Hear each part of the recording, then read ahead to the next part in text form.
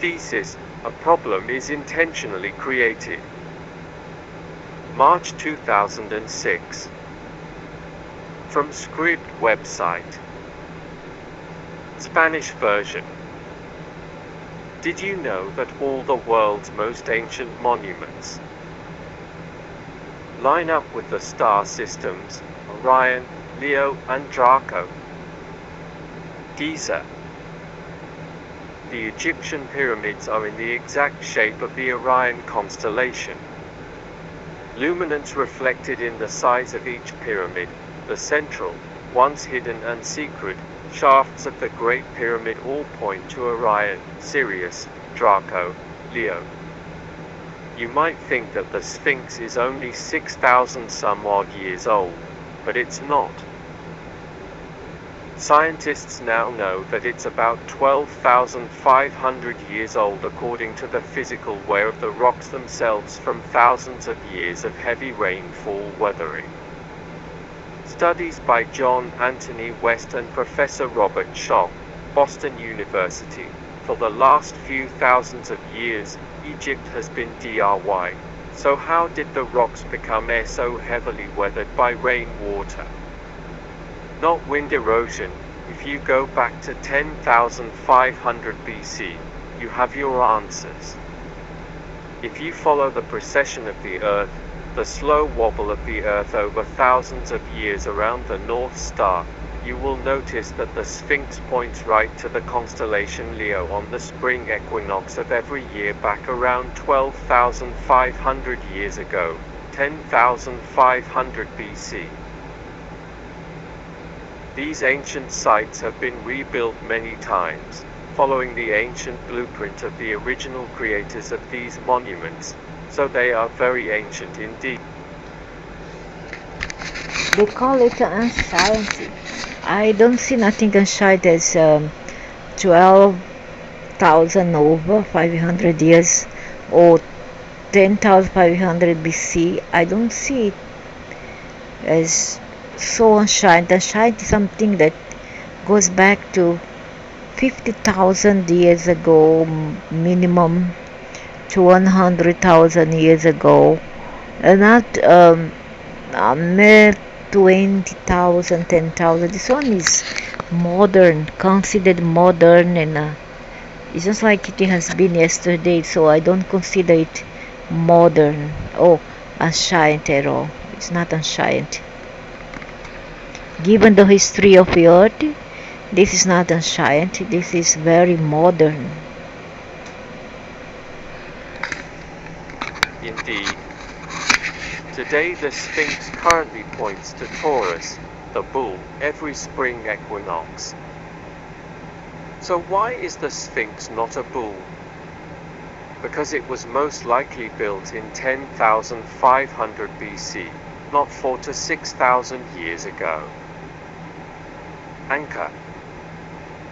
The ancient temples in Cambodia have this exact same phenomena. They are built around an exact representation of the Draco constellation itself. As well as the Borobudur, the Indonesian Bali. We have some in Thailand. We have some in Cambodia. There's Cambodian car. And also in India.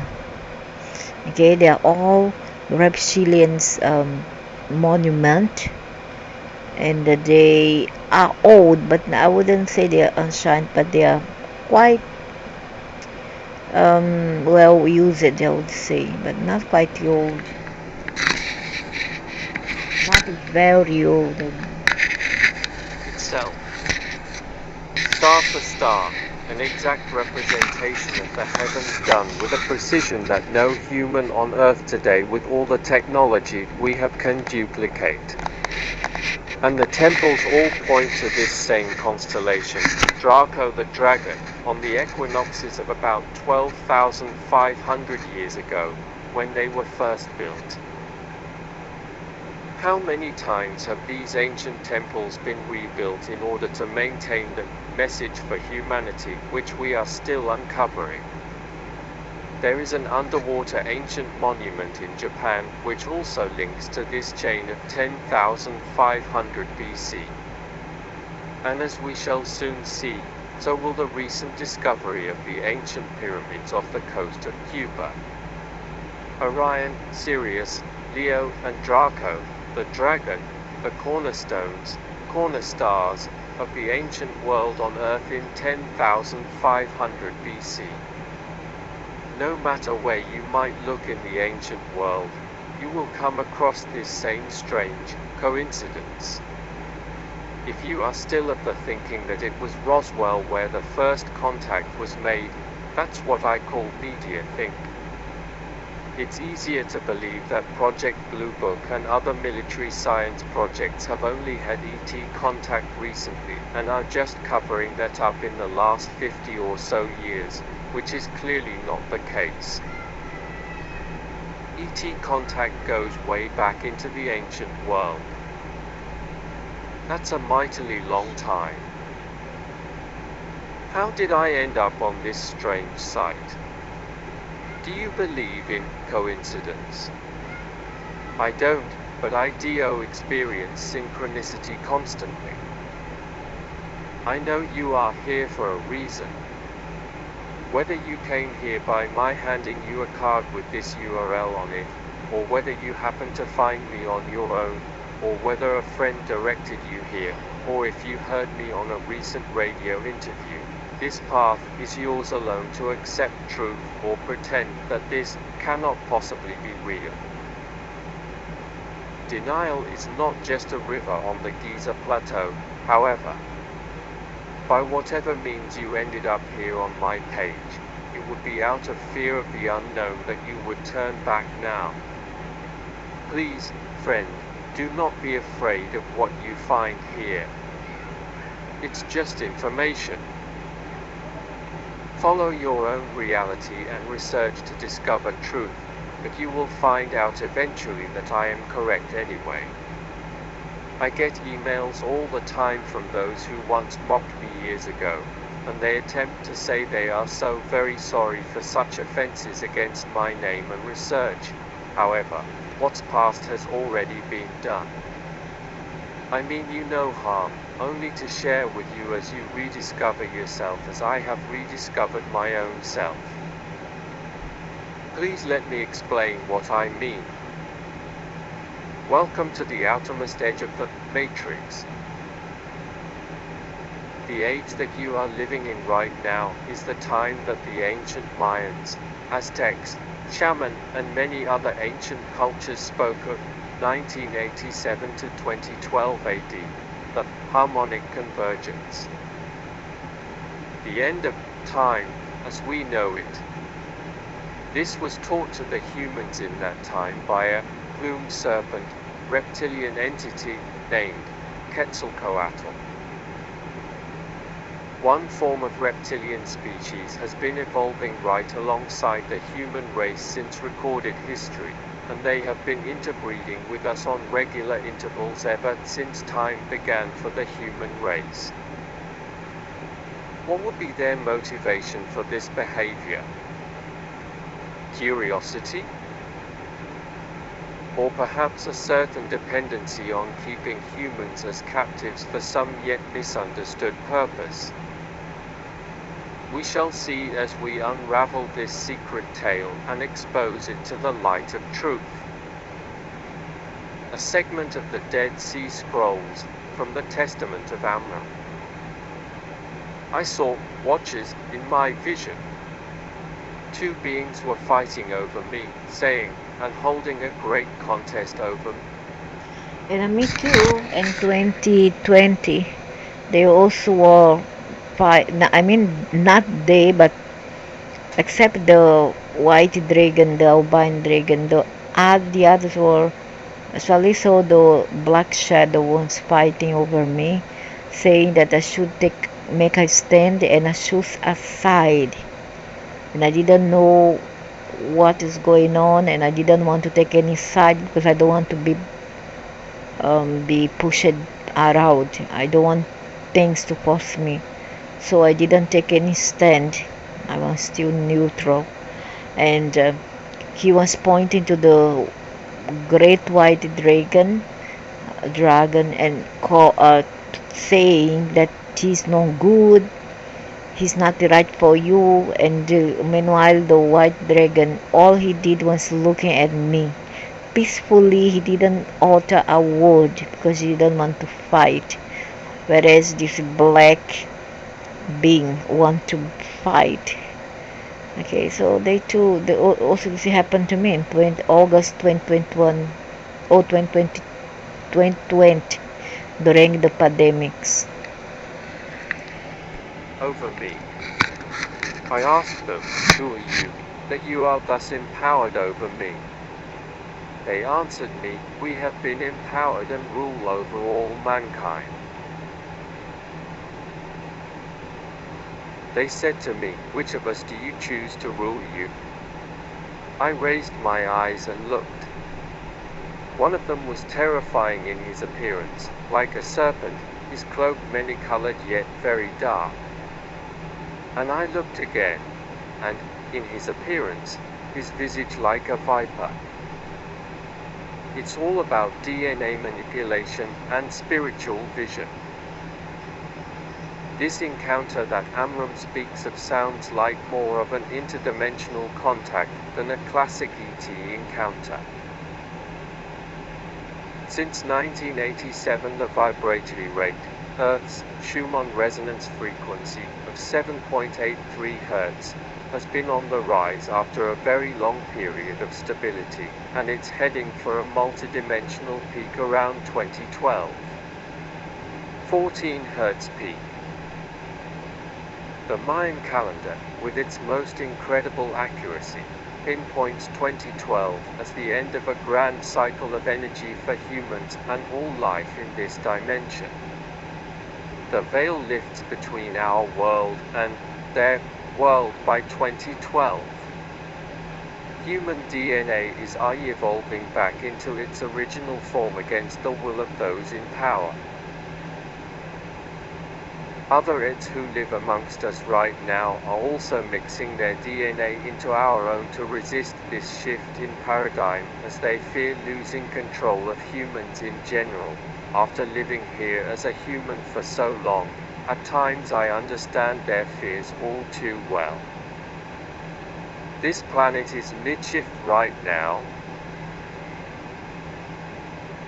The vibratory rate of our sun has changed incredibly. And that was back in 2006. This material is from 2006.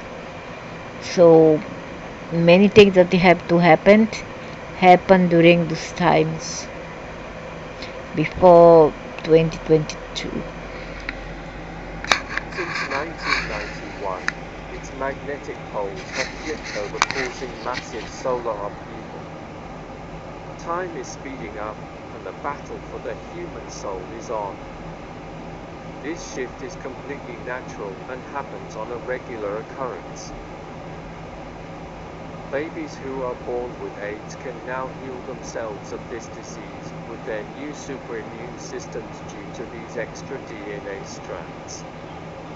It's incredible what these newborn humans can do. They are more like it than humans. Nicola. Not just them, not just these babies nowadays born during these times.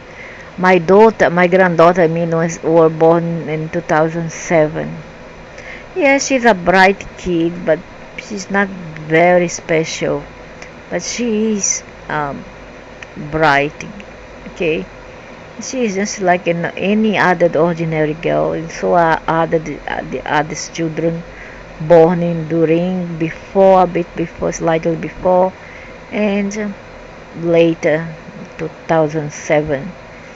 And some people also born in the 60s, 50s, something so 60s. They do have a great will to heal themselves. They have very great will to heal themselves. Not necessarily the newborns nowadays. Some people born in the 60s can even heal their cancer or whatever disease they have, immune diseases, no, COVID on their own, they are very, very powerful minded. So not just the kids nowadays. Nikola Tesla said, "Everything in the universe resonates at its own frequency, yet they all relate on a harmonic scale to each other. Understanding my work means understanding the key to the universe, resonance." Paraphrase: universal existence is like a song, with rhythm and harmonics, and it's going upwards one octave right now. The darkest aspect of the universe, aka satanic influence, has entered our reality here on Earth and has been running the show for some time now, since the last precession cycle. From within each and every individual who finds themselves focusing on chaotic control and destruction of others through fear. Ordo AB Chaos. Illuminati Masonic phrase. Whether it be for the death of free will or the death of the body, this dark thought form comes from the same inner place called fear. It has infested every aspect of our way of life, and the life of otherworldly beings as well. It is a virus in the program, a cancer, if you will, and does not represent the race, culture, or physical bodies of those who have become infected. Humanity is a hybrid ET race. Compare their natural behaviors with that of natural animals of Earth.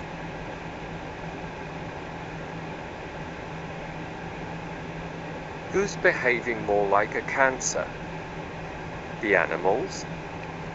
Or the humans who live in fear, killing their own kind needlessly? The NWO. The animals, to me, they are more evolved. They are innocent and wonderful beings. Humans, the other end, has abused free will. NWO is very real and has dark, sinister plots which go back as far as the ancient world and beyond to the stars and other dimensions where it began. Its key power is fear, sadly. How can this be so? I'll answer that with the words of Janet Swerdlow. How can a small group of beings gain control over a large group of beings without the large group even knowing that they are controlled? At first glance, this sounds like an outlandish and preposterous idea that this even could be done, much less is done. But take a look at this small, tight-knit group. Simple because the human, the normal goyim, or the ordinary people, they are simpleton, they are simple-minded, and they can even sell their soul for money, for a little bit of money. They don't care. As long as somebody has money for them, they are okay, they are alright. They will kind of how to say, they overlook just about anything from the other party. Even if the other party is tie them up with a boulder and throw them in a deep water, they still will not protest, because as long as the other promise to pay them, that's okay. So how the human mind, collective mind work? Of course, obviously they work for money. They think all about money. They are bought by money. Okay, that's why they keep it quiet. That's why the minority, the power of money and the power of some knowledge that they has, succeeded and control the mass of cards. Group. They have every physical need met. They do not have the outside distractions of the average human. They do not have to think or worry about food, shelter, income, and or family stability. The wealth stays in the hands of these self-selected few. Their wealth gives them the power to create. Yeah, correct. Power is knowledge. After all, and these beings do have a bit of technological knowledge, and if that they render the others hostage, because the others, as I say, they give away their power for money. Create. Their wealth gives them the time to do it, as well as global access to all known resources. Now imagine this global collective of powerful beings having interdimensional affiliations with ET consciousness. Getting chills down your spine yet? No, it doesn't give me any chill. It doesn't give me any chill. I don't care either way, and I knew it for a long time now, so I don't care anymore. Should it be? And the mix of fear-based mindset and press the big problem. No, I don't. That's not my case. Maybe the others, yes, because they are so desperate. They kind of, um, as I said, they love to be subjected as long as you have money and power. They are these submissive little mice. Yet? You should be. Add to the mix a fear-based mindset and presto. Big problems. The Draco are here and we're not going to be able to understand them with our additional fear of their physical appearance or their secret control. Just picture yourself as a golden ancient warrior when you encounter any form of ET. Stand in your truth of compassion and love. Be fearless of the future. No. Yeah, that's exactly what I do. And also I kind of make them flee with my song. Once they see my song, hear my song, they will flee. So that's how I do. I don't panic. I don't fret. I don't scream. Some males over there, some always male coming 5, 6, meet up with strange entities and still are scared. I'm not scared. I have encountered the worst things and I'm not scared at all. So when they sense your aura, they know that you are not scared, then they will not disturb you in any way or form. Was because you are being protected. No matter what it looks like. You are looking directly in that moment at your own fate made manifest. Best to make a new friend than a new enemy. Picture of a Masonic hall. Click image to enlarge, inside and out. Rent the film, Eyes Wide Shut, if you want a good example of how this fear-based type of situation plays out on a day-to-day basis.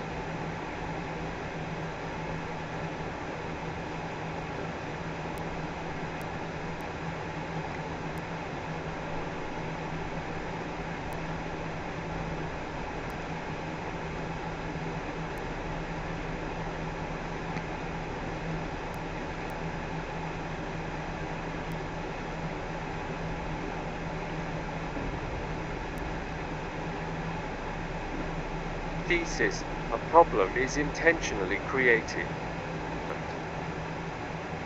Did you know that almost every single elected government official is a Freemason or Skull and Bones member? Don't you find that just a little strange? Coincidence?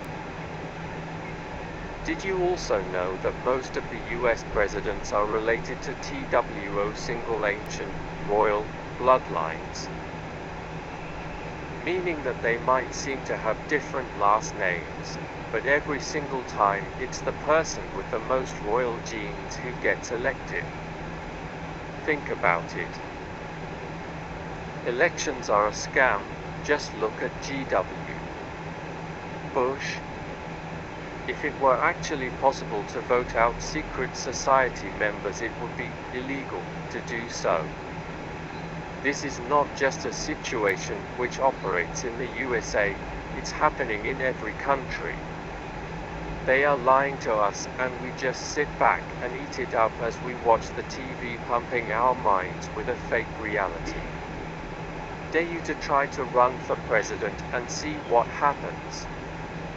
Grave robbing is not the least of Skull and Bones crimes. Many may find it interesting that initiates also drink wine, blood from a human skull. George W. Bush claims to be a born-again Christian, while John Kerry claims to be Roman Catholic, yet they will not answer any questions of their affiliation with this order. Bush's conversion came years after his senior year at Yale, i.e., while he was living in Midland, Texas in the mid-1980s. If his conversion is true, then why won't he publicly sever his ties with Skull and Bones? Instead, he gets nervous and annoyed when questioned about it. The American people, and in fact the whole world, is affected by this secret society through the right arm of the USA, have a right to know why this college fraternity is so secret that both candidates for the US presidency refuse to speak of it. Most importantly, does the oath to Skull and Bones supersede all previous and future oaths, as is common in occult organizations, such as the Presidential Oath of Office? I think it would matter to most Americans if Bush or Kerry placed their hands on their Skull and Bones pin over their heart as they take the oath as president. Which allegiance is stronger? Which comes first? To become a highest degree Freemason, illuminated 33rd degree of the Scottish Rite Lodge, you have to have family already in the lodge typically. A reference will only get you through the first 3 degrees, the blue degrees, and then you stop or get sidetracked along another path. If you are not a family member, then you cannot achieve the highest degrees. You have to have a certain strand of DNA in your body, the same strand, which connects all the way back to the ancient world, which ensures your position of power over the rest of humanity. Why? Only chosen bloodlines get this privilege. Which ones, you ask? The ones which have the reptilian DNA encoding.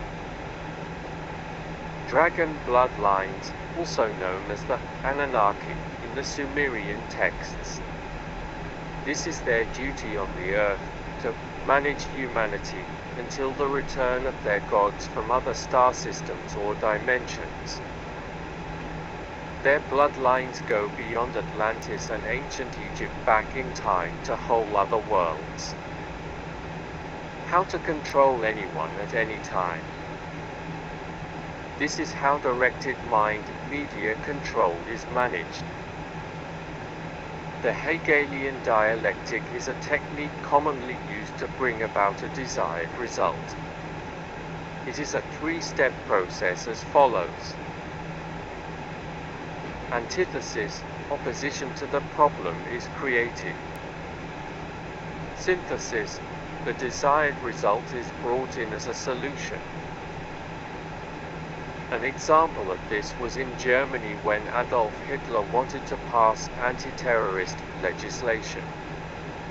Hitler wanted the power to detain people without question and hold them in custody without a court hearing. The people of Germany wanted no such thing.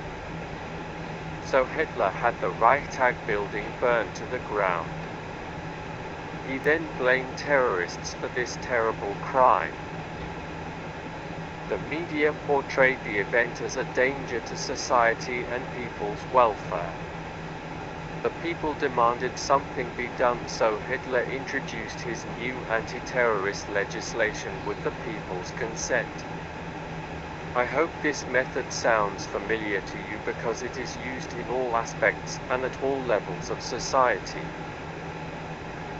Pay attention to the anti-terrorist legislation being passed due to terrorist incidents which are occurring today. The people who do not understand these things are simply being deceived and yet know it not. Quoted from a friend of mine. What's happening to your rights and freedoms right now? The Patriot Act. Remember this before you turn on CNN and watch the World Trade Center reactionists persuade your thoughts on this matter. Before you decide what the real cause of the shuttle disaster is, remember everything you've learned here. The 9/11 event is not what it seems. From what we can tell, a select group used a remote control system called Global Hawk to take over and steer the jets electronically on that terrible day. Then they used Tesla's HAARP in Alaska to pulse scalar waves of the buildings, turning the steel to jello. Why? To create fear and to enslave more NWO idealism into our world once again. Steel cannot melt at the temperatures that jet fuel burns at, period. A difference of more than 800 degrees. That's a truth that should keep you awake at night. Do your research. Reptile wars. Different groups, cults, secret societies, legions, collectives, and even individuals are fighting over the right to run this planet their way. This is happening on every level, battle of the bloodlines. If this were not true, then we wouldn't hear of this from both sides. I just wonder who, after all, whom are behind the NWO. Is it the occult government, the good entities, or the government itself? Who or are they all in it together? Because in the conversations with God, you see that being that in Tai Chi mentioned about New World Order, and here also it points out and touching this subject and say that who wants it at the government here. So what is what, who is who? But I believe that they are all in it together. So this means that being that is behind that material conversation with God is lying. I don't know. Time will tell.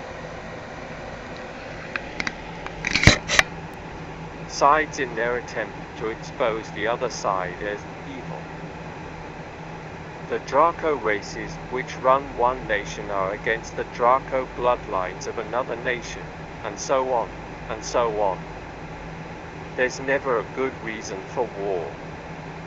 It's obvious that the so-called control of the human slave race is not working all that well, as we have learned so much from our controllers' mistakes.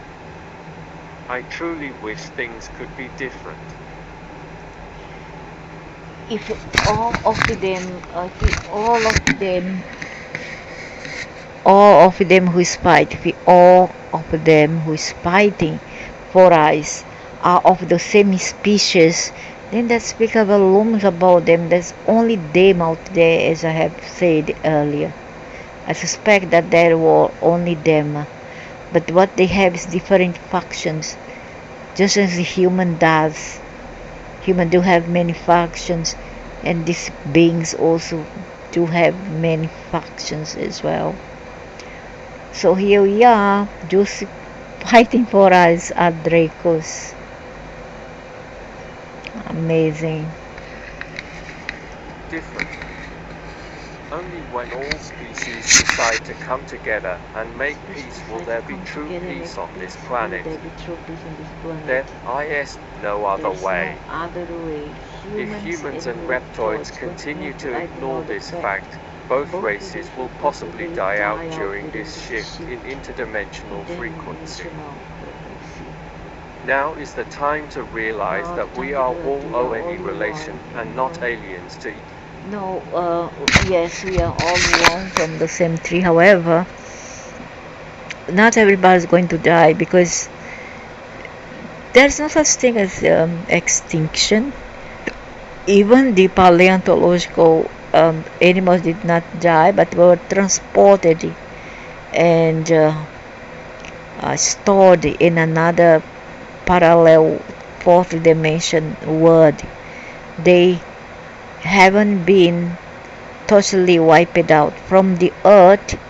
Some from the earth yet, they have been transformed. They had died, but they still live on the fourth dimension. I mean the dinosaurs and tiger saber and all those kind of animals still lives here, but in the fourth dimension. I have seen them. I see them whenever I want to go and see them. I will see them at night. They will appear, start to come at the 10 in a very scary, spooky, freaky garden.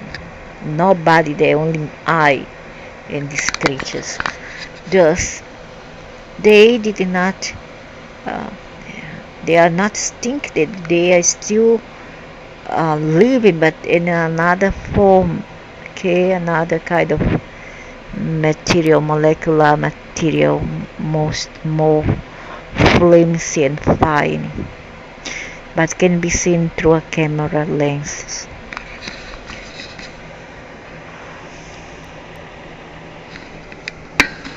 each other's genetic history. We are all mixed blood to varying degrees. Not to mention that souls travel from one side to the other in this great karmic cycle. To kill off the Draco is to kill of your own brothers and sisters as well, and vice versa. Yeah, I agree with that. Sometime back I was kind of taking sides, but now I start to understand. That's why they give us time to understand it, to assimilate, and um, to come to a conclusion, to conform. You see. So when we accept things, it becomes easier for us to navigate this world and try not to, unless it's something evil that they are doing, don't judge, just let it go. So humans won't be extincted because there are still humans the other side, even if in fourth dimension. Okay, and their DNA are stored as is of the dinosaurs and all those others who have lived, like the chimera, the Elvis. It's all been stored. They still live, but on that they are living in a parallel world, invisible to our naked, dense eyes, blind eyes to the other reality. Versa. Stalemate. Then there are the Ancient Ones, not the Anunnaki, who are supposed to return to Earth shortly, the full-blood reptilians who are feared by the Anunnaki Draco races of Earth. It seems as if humans are being held hostage by the Draco. They are attempting to... Oh my gosh! Imagine they are trying to maybe the Elohim. They are the reptilians from Orion, the Queen. The queen, they were the former bees. They have evolved from the bees and dragon, from the sect, from the dragonflies and the bees. And they were the first to create eyes, okay? And they create this word, this library. And I think they are here. They are here, Fernando. Yeah, they are here. And they are here passing all this material. And I guess like when Spenar, they kind of disclose the agenda. Okay, some are in favor of them. They are more into the human, not human, humans, female side, and the Orion King dog. In lions are very scared of them. They are the reptilians. They are the girls are very, very, very, very violent and fierce, and they can kill you from I don't know how many meters by spitting venom in your eyes and blind you, just like the cobra that exists in Asia. Okay, and it's very fascinating, very, very fascinating, and I'm very glad to have known all this now, to have cover all this up to now and find out, and as I dig more and more and find out more and more, and I'm so happy. That's what give reason to my otherwise pathetic lifestyle. So because I don't like to also mix up people, so I rather go discuss about this paranormal thing which I love so much. I want to know the truth. Okay, but I will try my best not to judge, not take side, but we stay in the middle. And they are here right now. They are the scientist one, and they have created many of the things here since been created by them. But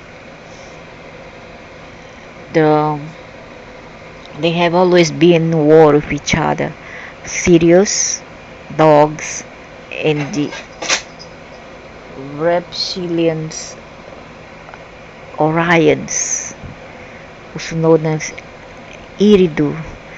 They have been at war, always attacking each other, many killing one another. I mean, the Sirius dogs killed the reptilian males from Orion, and the girls, the fierce girls, and they are all green or dark skinned, and they always, and they in turn, the queen commands. The queen is very high in technology, and then she sent out their people, have girls, which is oh my god, they are so fierce, and they are relentless. They don't stop at war and battle. I read that they won't stop at nothing until they destroy their enemies. That's the reptilian warriors guild. That's where the Amazon fables from the Greeks come about. And they had killed many chimera dog lion beings from Sirius, and to stop this war, senseless war to me, because I would rather see them as brothers and sisters than in this senseless war. To me, senseless. It's time for them to stop that, and I think they have stopped it by now. So what happened is to stop this war, the queen decided to give one of her daughters, a reptilian princess, in marriage to the king Anu of Sirius, the Canaan king, something like that. Canaan dogs from those dogs star. So she married that Anu, and she had Enki. No, I don't think she had Enki. Enki is from the slave, one black slave. She have we Kan and Leo and Ning Shida, Ning Ma. And that's it. I think she had only about 2 children. And then Enki, he mated with his sister, his half sister from father's side. And then they have Inina Ishtar. And I think it was Marduk is his son. Okay. And Jesus is either from Sirius, is either a Enki's son, or he is the queen's son. So when they say in the name of the Father, the Spirit and the Holy Ghost, they are applying it to the Sirius family. Okay, they apply it to the Sirius family. I think Mary would be the Sirius queen who was a previous Orion princess, Mary the Maria that many people worship. The father is Anu and the son is Enki or Enlil, Kan Enlil. All this is a title. Kan Enlil could may as well be the eagle boy Horus. The other is the, I think he's Anubis, the Enki is Anubis, the dog, the black dog. And he is now in full force around. And they also want to implement the new world order around here. And his daughter is Anu's granddaughter. And Anu, when they came here, they colonized here. Anu, the king of Sirius, decided to give Africa to Enki, and China as well, and India to Inanna Ishtar. And I think the Occident, it was Enlil, Kan Enlil, how to say, boundaries, something like that. He was in charge of it, the Occident. However, right now I feel that the brother Enki, he is making trouble in the domains of his brother Kan Enlil, and all those those flags that contains an eagle man, like Indonesia has called Garuda, and I think in India and many other countries in America, North America, and some countries in Europe do follow Enki. Okay, Enlil. He is Jehovah. If I don't make a mistake, he is Jehovah. And the accident was given to him. Enki governs mostly Africa, aside Egypt. I think Enlil also is in charge of the Middle East. So they are the Anu next, but however, before that, the Orion people entities was already here. It's pretty much evolved with the living library here on Earth. So let's continue.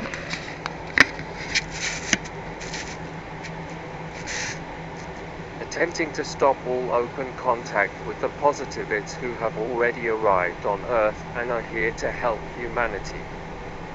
What a mess. Indeed, what a mess. And still they talk bad about Real, but what a mess. Look at their lives, what a mess, really, indeed.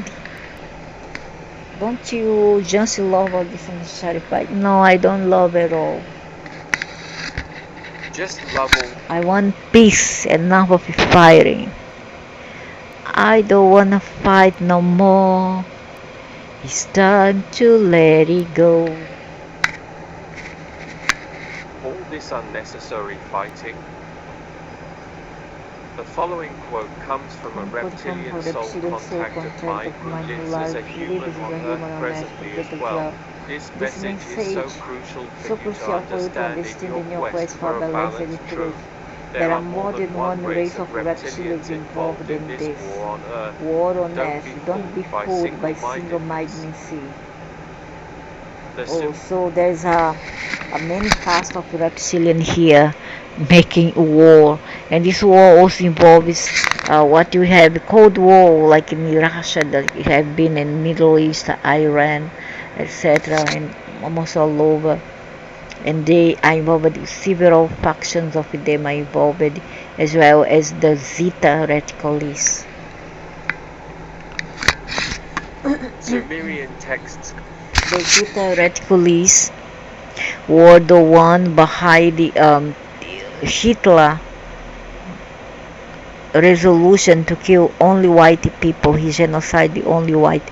Most of those, at least 98%, 97% were white people. The master plan was to liquidate and genocide whites. Okay, that was the master plan, and behind there were the tall grays. The tall grays that was dealing back then with Hitler. However, what I have seen in 2014, once the shorty Zeta, the shorty, big head one, there is many kind of Zeta, to tell you, many kind of what called the grays. For them, they may be called, say, Syray, and there's many type of them. I have seen three so far. One abducted me in 2014. Another one, I went to our OBE to Greece, and I see that they have been pretty much involved in wars there back in Greece that I didn't even know back then that it ever existed. Then I remember, oh, Alexander the Great. And I have seen the Greys there manipulating the things, and I sniffing out the last energy from the cadavers that lays there in the trunk of the military truck. There were military truck back then already. I've seen in Greece. I cannot pinpoint the time, but I know it was the time of Alexander the Great. I was there. I was overseeing the cliff downstairs. The place was so beautiful. The grass was so green, the middle. Now below there was a sea. And then there were army, militia truck. And I heard because I was at the first dimension, I could hear the dead people. They was carbonized. How they were carbonized? How they did carbonize it? I don't know. Bombs were thrown inside where they were, where the poor soldiers were, the Greek soldiers. And when I went there were canvas, greenish color, just like the militia nowadays. I lift up the canvas, and then I saw what looked like cadavers, corpses, in a row, like dozens of them inside that truck, all covered by canvas. Again, the same color on the canvas was greenish, greenish dark. And then I heard them moaning, help, help, because I was at the fourth dimension, so I could hear them, I could communicate with them, because I was not in the body, you understand? So I approached there, I heard the sounds, I lift up the canvas to help them, and they were all carbonized, and I actually saw grays, insectoid. The sight one is incredible, spooky. I saw insectoid grays with those how to say this press bosses in the mouth like an insect. You know those things that they suck. Insect uses this press boss. I don't know the name. I forgot. It's a thing that stick out of their mouth to suck blood or suck the nectar from the flower like the bee. I saw the grays having that. At first I thought, hey, they are using straw, but I looked properly, I saw it was not straw at all. It was probos, that thing, that kind of straw-like thing that the insect use there to suck something. And they were sucking the last energy of that poor soul, sucking the energy of the astral body. It was like, what? And the people was asking me for help. So I was there to fight that battle. They were sent there for this assignment because some atheists do that, until you break ties with them. You can do that. You can request for break the contract because if you are still within the contract, they keep on sending you for battles. And you come back super duper tired, exhausted, without energy. So I took the grays one by one by the hands. They were using that thing that they use, not the skin. They are not white. Inside that skin, they are darker. One kind of dark, like grayish black. That's why they are called grays, because they are grayish black. They wear a type of cloth that when I touch look like a marshmallow. Now I understand that one is a vest. It's a kind of space suit. That's not their skin color. They are much darker than that. So I took that, I pulled them by the hands, and I don't know how I could do that thing. I pulled each one of them by the hands because I was bigger than them in the fourth dimension. My God's self was so big. I pulled them one by one, and then I walk from the track to the cliff. Was more or less 500 meters. I walked all the way there and threw one by one down to the cliff to the ocean, one by one. And their vest was very soft like a cushion.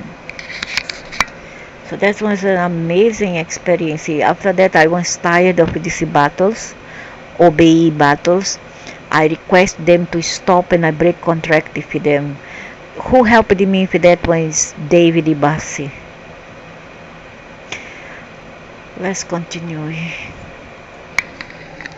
Confirm that the elder gods, or Anunnaki, were, in fact, not the first gods on Earth. A race or races known as the Ancient Ones predated the arrival of the elder gods Anunnaki. The Ancient Ones had come from the stars many eons earlier and had established an extremely advanced culture. I would say they come here 1 million years to 2 million years ago. Subsequently caused immense problems after their arrival to Earth and a war broke out. It seems this was no small battle. Indeed, it changed the entire face of the Earth and irrevocably altered the course of life thereon. Note, the planet Tiamat was destroyed in this war, which we now call the asteroid belt between Mars and Jupiter. Mars began to lose its atmosphere, which affected everything on its surface eventually, in this war between the Anunnaki and the Ancient Ones. Tiamat is, if I don't make a mistake, if I still can remember, Tiamat means death in ancient Egyptian language. Tiamat. There's the only two things I know about Egypt.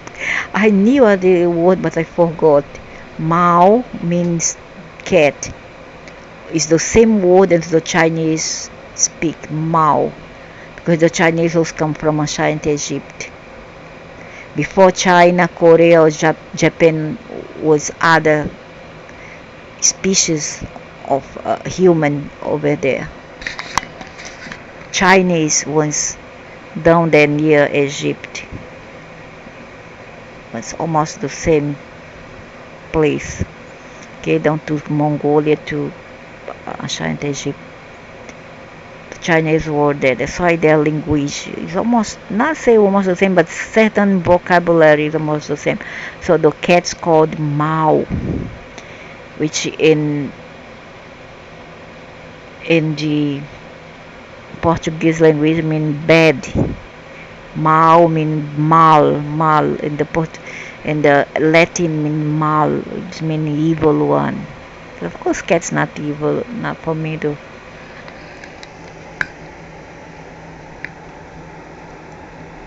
Once, the Sumerian texts go on to say that the elder gods Oh, they call it Maat, not Tiamat, Maat. Anunnaki created mankind as a slave workforce for them to own and control as a prize for their winning this war. That's you and me. Were these Anunnaki the legendary dragons as some have suggested, or do the legends of these magical creatures and their nebulous world refer to the ancient race that existed prior to the arrival of the Anunnaki? Were they eradicated, modified by this invasion rebellion? There are many who view the Anunnaki genetic modifications of this planet as an upgrade to the race of beings that existed on Earth at that time. But considering the overweening arrogancy and warlike behavior of the Anunnaki themselves, and some of our worldly leaders who claim to be better descendants to their affiliation with various secret societies, the Freemasonic Lodge members, it makes one wonder. As a species, man has more genetic defects, diseases than any other. Was the Anunnaki gene manipulation an upgrade? Or was it in fact a downgrade? It's a downgrade. I always say it's a downgrade, not an upgrade. And now they are trying again to manipulate our DNA. I think they're going to downgrade even more. Why? Because they know that the species now, bit by bit, are waking up. So they are upgrading their helix, this strand of DNA, which was switched off from us. Thus, their planning is, if they win the war to Earth, they will downgrade us once more, make us a stupid amoebic kind of beings once more. Okay, because we are upgrade. At least most of us are. I would say maybe not most, but half of us.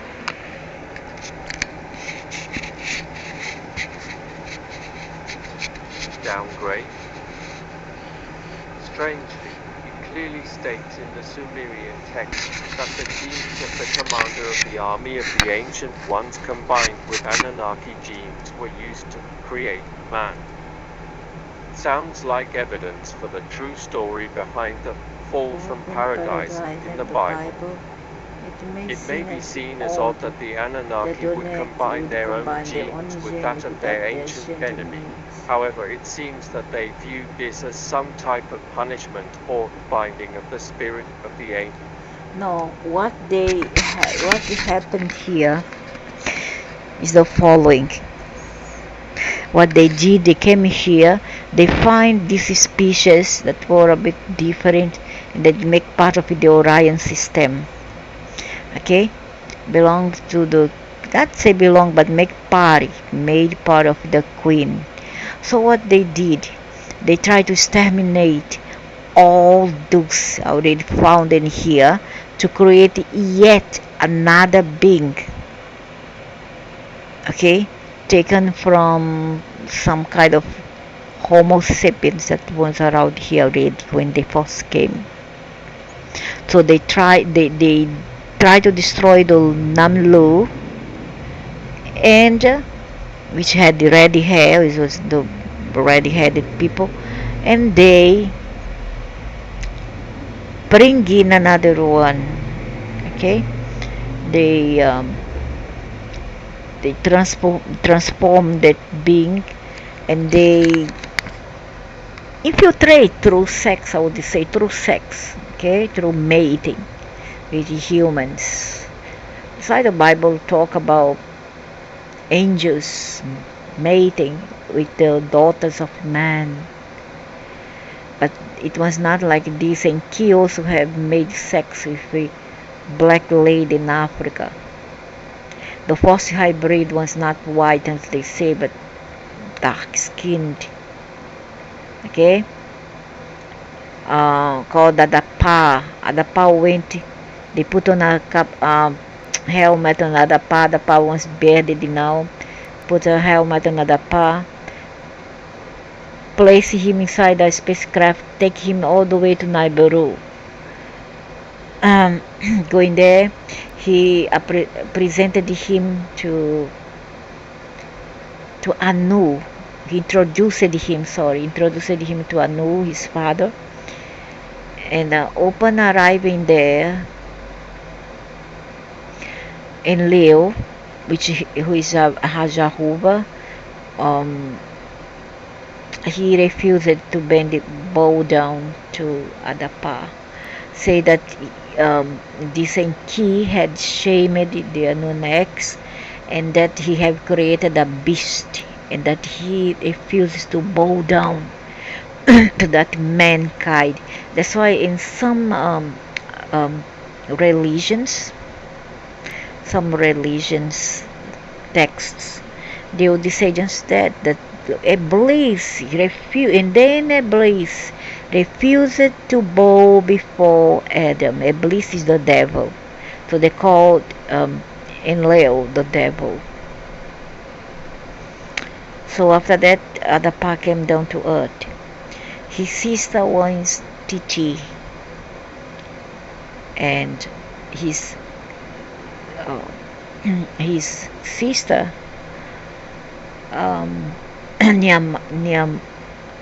Nima, something like that, Nishang, something like this. That is a very difficult name from the ancient Mesopotamia, Sumerian texts. So she maybe she made with humans, male, of course, male, not the female, to produce also a couple of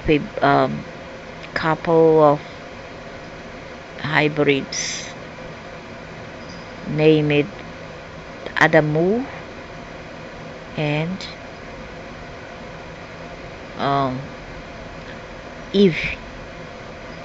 That's why they grown up now cousins, right? The children of Enki and the children of Ning-Hersang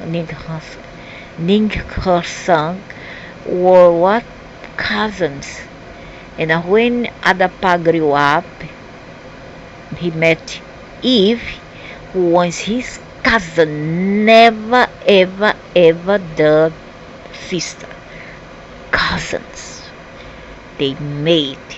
And when they made, they start to produce offspring. Maybe some offspring were red-headed, some have blonde hair, But the first hybrids of this Homo sapiens, number 2, version 2, were dark-skinned, just like Enki and Nihusag, who too were a dark girl, okay? Because most of the Anunnakis are dark, but not some. They say some, which is the lion mane, has red hair. Yeah, red hair or blondish hair. So, but these ones, they say that they were dark, the Anunnakis were dark. How true is this? I don't know, but I've heard from the Winspar paper that these beings were once, I don't know whether Winspar or other material source. They say that they had the Sirius was a beast, and their mane were blondish, dark blonde, or reddish, or brownish brunette. Okay, and that's how things started. So this is offspring hybrid. Um, they were Homo sapiens version 2. They were mixed people. Then after that, they spread it west, but in the west already there were other beings, maybe the Neanderthal, Cro-Magnon. There were other kind of beings already. So they wanted the one the Anunnaki didn't create them. But they too start to genocide all of them because they don't want no trace of Orion. Because they want to genocide everything that they create, destroy all, and then start from scratch with their own production, their own creation, their own DNA. It was like this, how it is occurred back then. Ancient Ones. According to Sumerian sacred texts, the elder gods, the Anunnaki, battled with and destroyed the Ancient Ones, and specifically Tiamat, their queen, the Ancient of Days, who is described as a great wicked serpent or mighty dragon. Also described are her many strange allies, serpent men, dragons, sphinxes, lion men, centaurs, dog men, and scorpion men. The Titanic battle. Alright.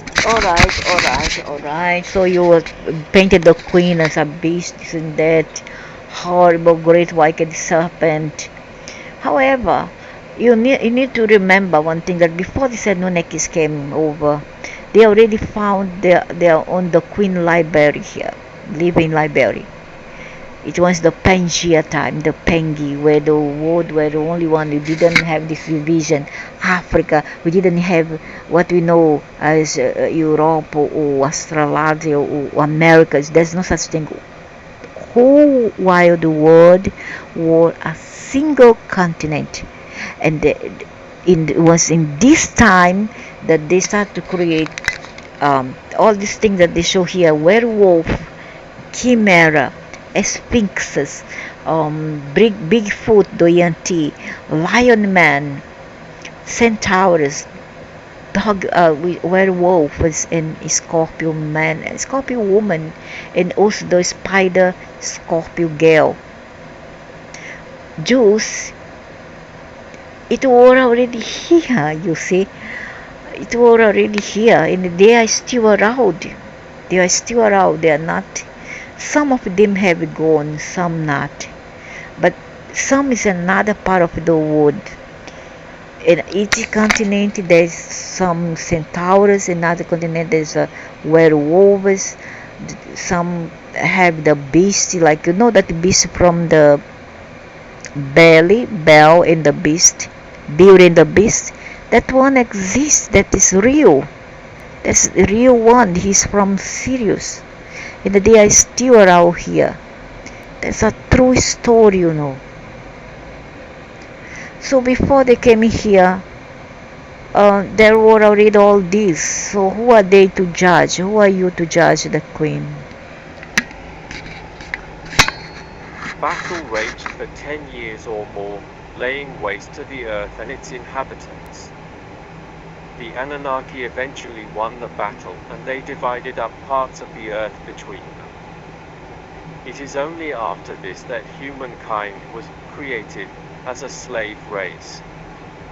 The Anunnaki were a race of warlords, for they often fought amongst themselves and involved humans in their endless power struggles and petty jealousies.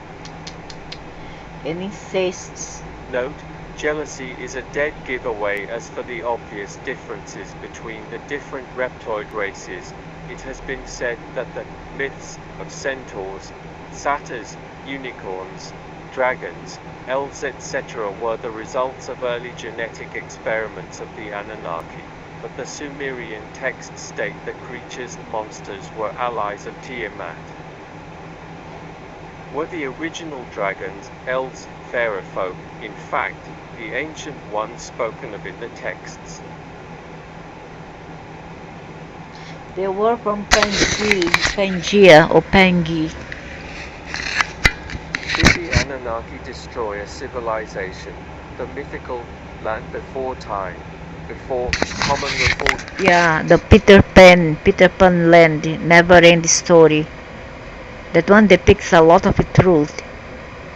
And back then, you see how they try to depict that story. That movie come out in the 80s. I was a teenager back then. Never-ending story. Life without a will fall behind the star. Waiting for the rainbow is the answer to a never-ending story.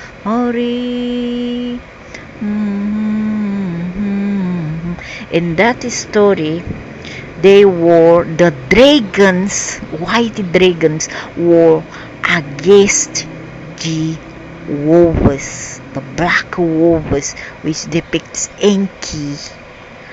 Oh wow! Oh ow! And I was thinking, my God, why are they against the wolves for? The white dragon against the black wolf. And that's the through this kind of story, indirectly they try to show you how things happened. It's the same thing as Beauty and the Beast depicts the princess of Orion, the reptilian princess, and the beast of Sirius, the dog king mixed with lion. Reported time, and by tampering with genetic codes, attempt genocide on a global scale and deliberately conceal any memory of or reference to this civilization. Did they teach mankind wonders, or did they just twist and pervert ancient wisdom? Note, some clues are contained in the Vatican secret archives. No doubt there were runaway slaves hidden in the caverns of the earth, and also other survivors who had escaped the Runaway slaves hidden in the caverns of the earth, and other survivors who had escaped the unwelcome attention of the Anunnaki and the captive breeding programs. The runaway slaves could as well be in the Atlantis, being that ran away to the whole earth after the Anunnakis coming and throw a nuclear bomb. Nuclear bomb is nothing new. Some have been thrown in the Dead Sea. Then is Jerusalem. That's why the sea is called dead, because a nuclear bomb was thrown there. Some have been thrown in India. If you look at the Indian history, you're gonna see also a lot of upheaval, a lot of turbulence, a lot of wars. Okay, and then now we have Atlantis that made part of from Greece to what's now the UK. It was Iceland, which make part of the Basque, some part of the Basque, Spain, the Iberia, and Greece and UK. And as some they have links to Americas. Over in Americas was there were Atlantis. They called it the Crystal City.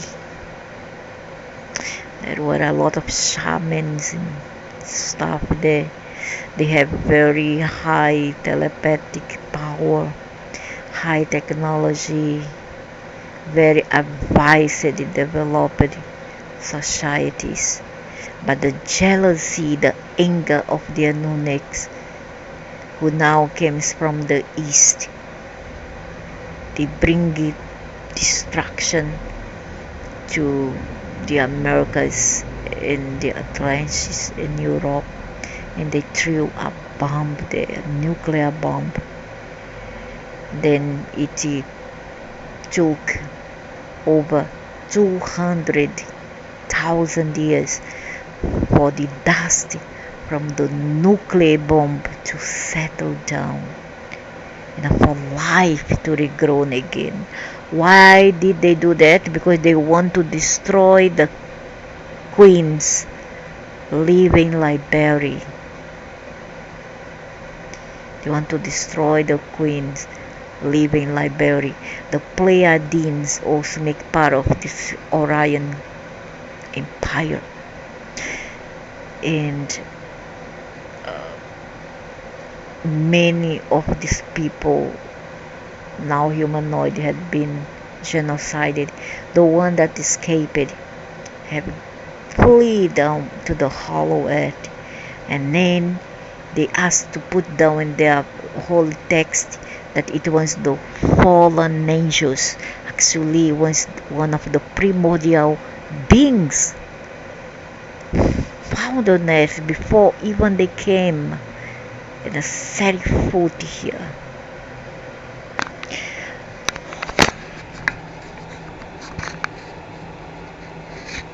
Unwelcome attentions of the Anunnaki and their captive breeding programs.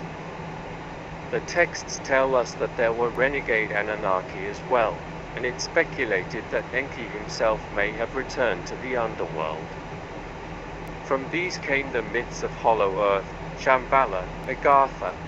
What? Enki was on the underworld from Shambhala of a hollow earth. What he was doing there? Did they set bases there at that time when they destroyed the Atlantis? And also Atlantis made part of the Antarctic, what's now Antarctica.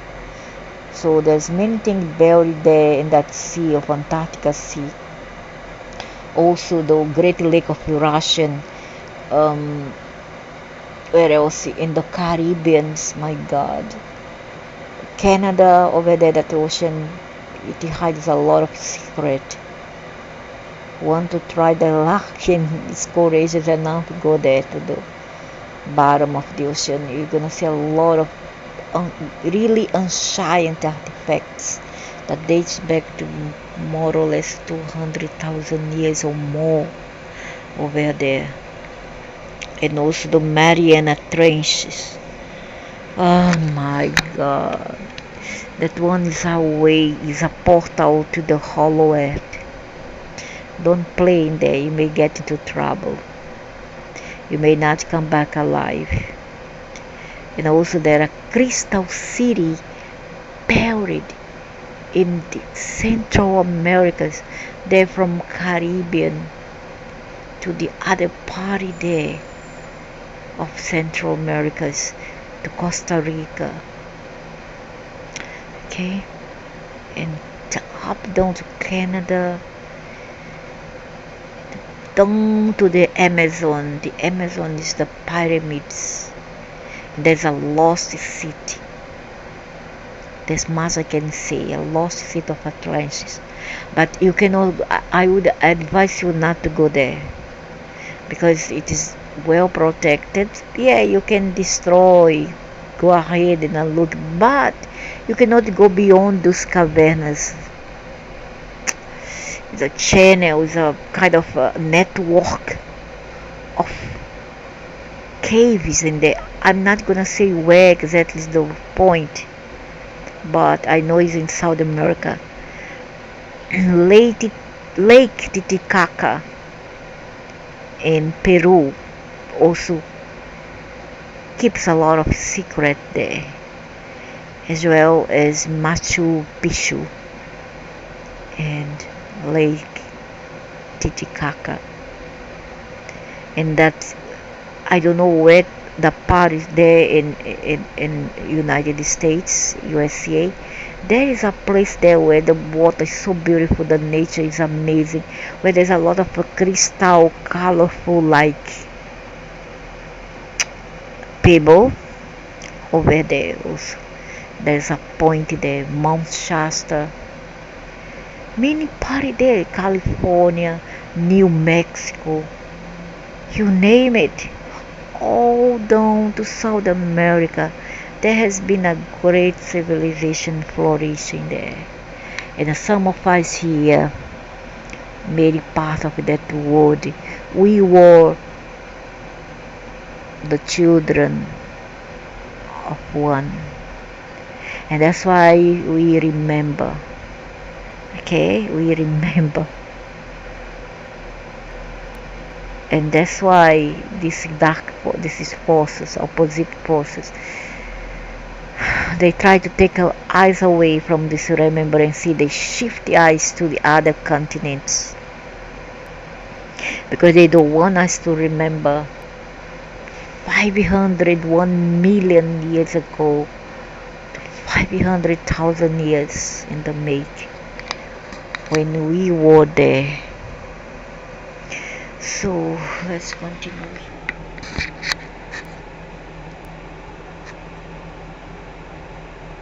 No doubt there were runaway slaves hidden in the caverns of the earth, and also other survivors who had escaped the unwelcome attentions of the Anunnaki and their captive breeding programs.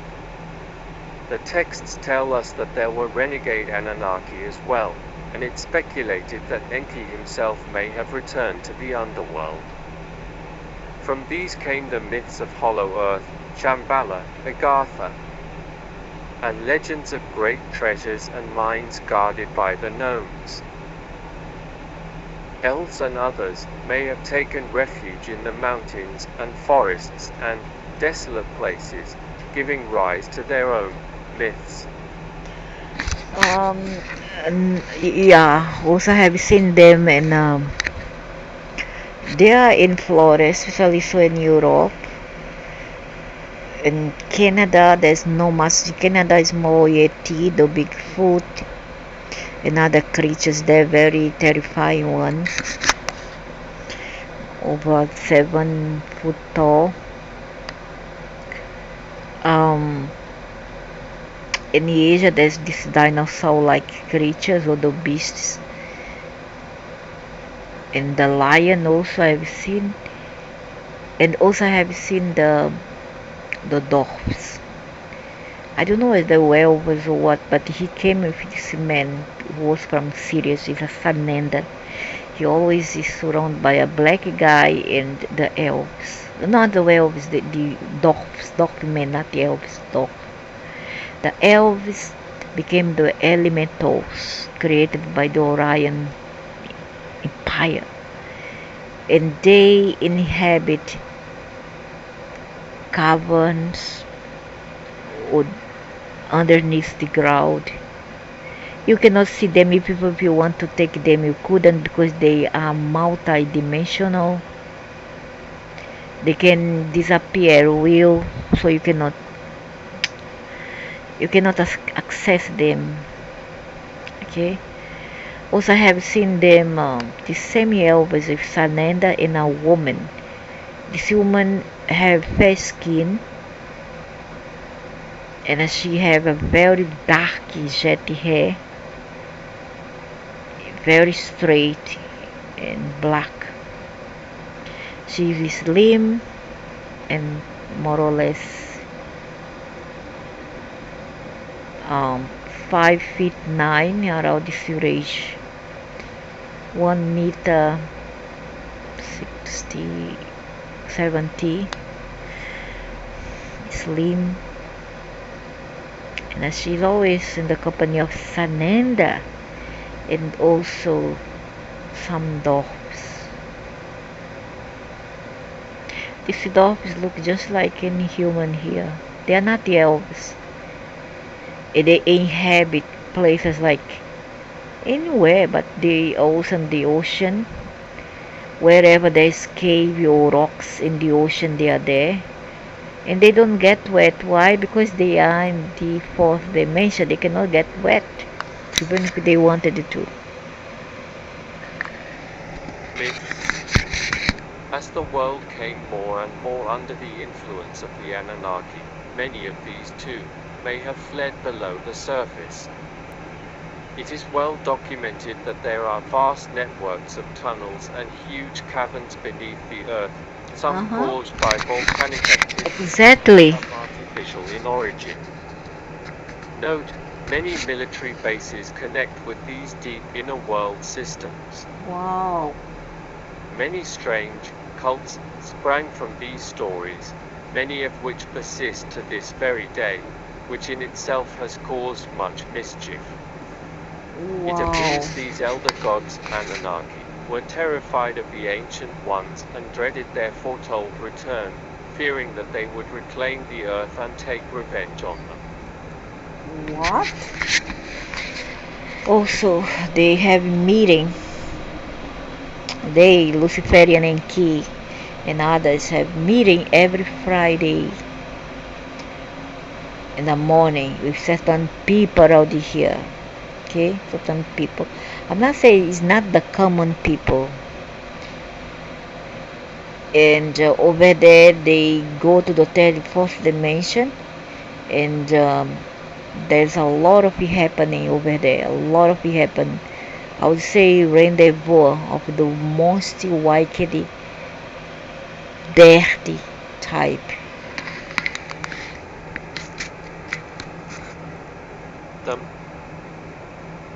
Note, but we have been treated so well by our leaders, whatever gave them anything to fear.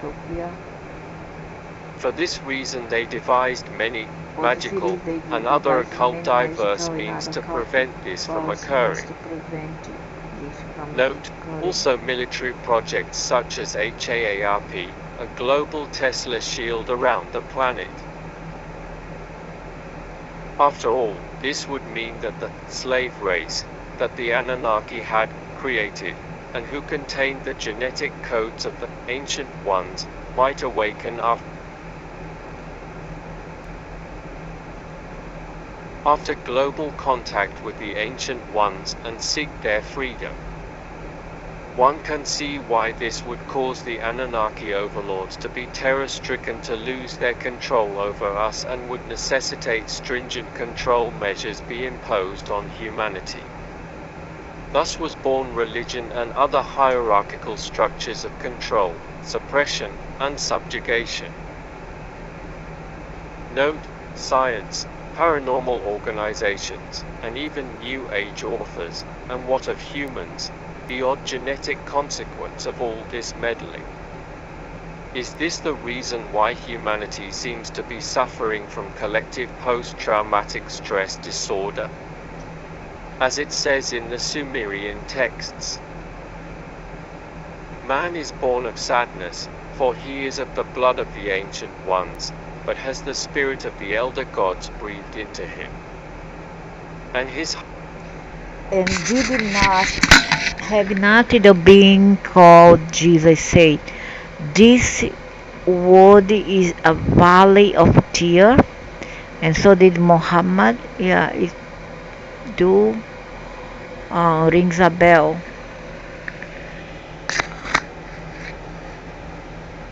Heart goes to the ancient ones, but his mind is turned towards the elder gods, and this is the war which shall be always fought unto the last generation of man, for the world is unnatural. Does this not imply that the previously understood natural order was disrupted in some fundamental way when the civilization of the ancients was destroyed? Is the famous cradle of civilization in reality a coffin of a bygone golden age lost in the mists of time?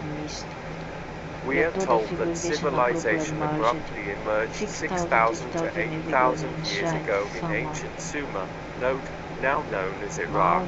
Interestingly, could it be when they talk about Africa or about Sama or about Sumeria, which is Sumeria, or about Mesopotamia, or about Babylonia, which is now modern day Iraq, they mean it is the modern times. Modern times. It's not ancient time, not the ancient times, okay? It's not. The ancient times was different, much more different, and it dates back to about 2 millions, 5 millions years ago, and not a mere babies yesterday, 5,000, 6,000, 10,000, even 20,000. Still very early considered of the time frame of this world. That at that time everything was altered by belligerent beings with dubious intent and ruthless methods. In the texts, the Anunnaki demonstrate their fear and hatred of the Ancient Ones by describing them as crawling chaos and blaming them for all manner of hideous horror. But the texts also reveal the Anunnaki themselves as a fierce, lustful, incestuous, bloodthirsty, deceitful, jealous, and conquering race. Yeah, you see the hypocrisy. They commit incest, all this, and they fight, and then they turn around and I blame the others. How can I blame others when I do worse? When I do worse than the others? Am I not being hypocrite? Just this in store about I don't know who is the one who kills the dragon. The dragon see the Saint George, something like that. There's a dragon below the horse, and then he pins the dragon with a spade. Yeah, this is what they mean, because this dragon came from where? Orion Empire.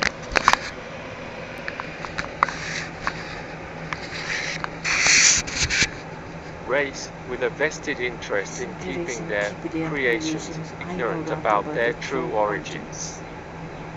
Note, oh yeah? Where's the proof?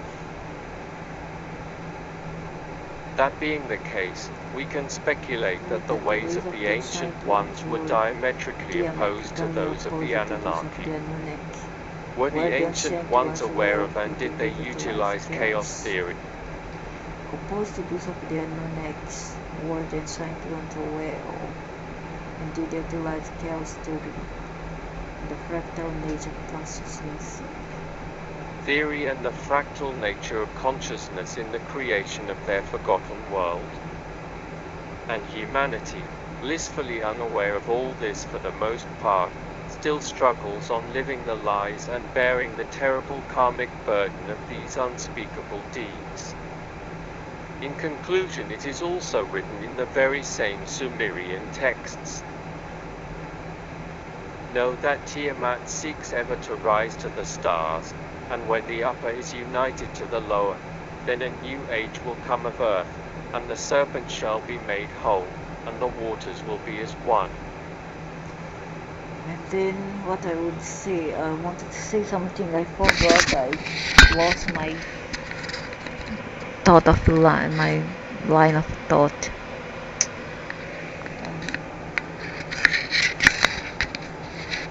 1 inch. Source, Draco S. Name withheld for reasons of privacy. I can tell you from first-hand experience that reptilian researchers are battling it out right now in this arena. This truly is reptile wars. It seems that many, if not all, reptilian researchers are under some kind of influence in their behavior and attitudes towards each other. Is this evidence of a higher force toying with humanity? This really makes me angry.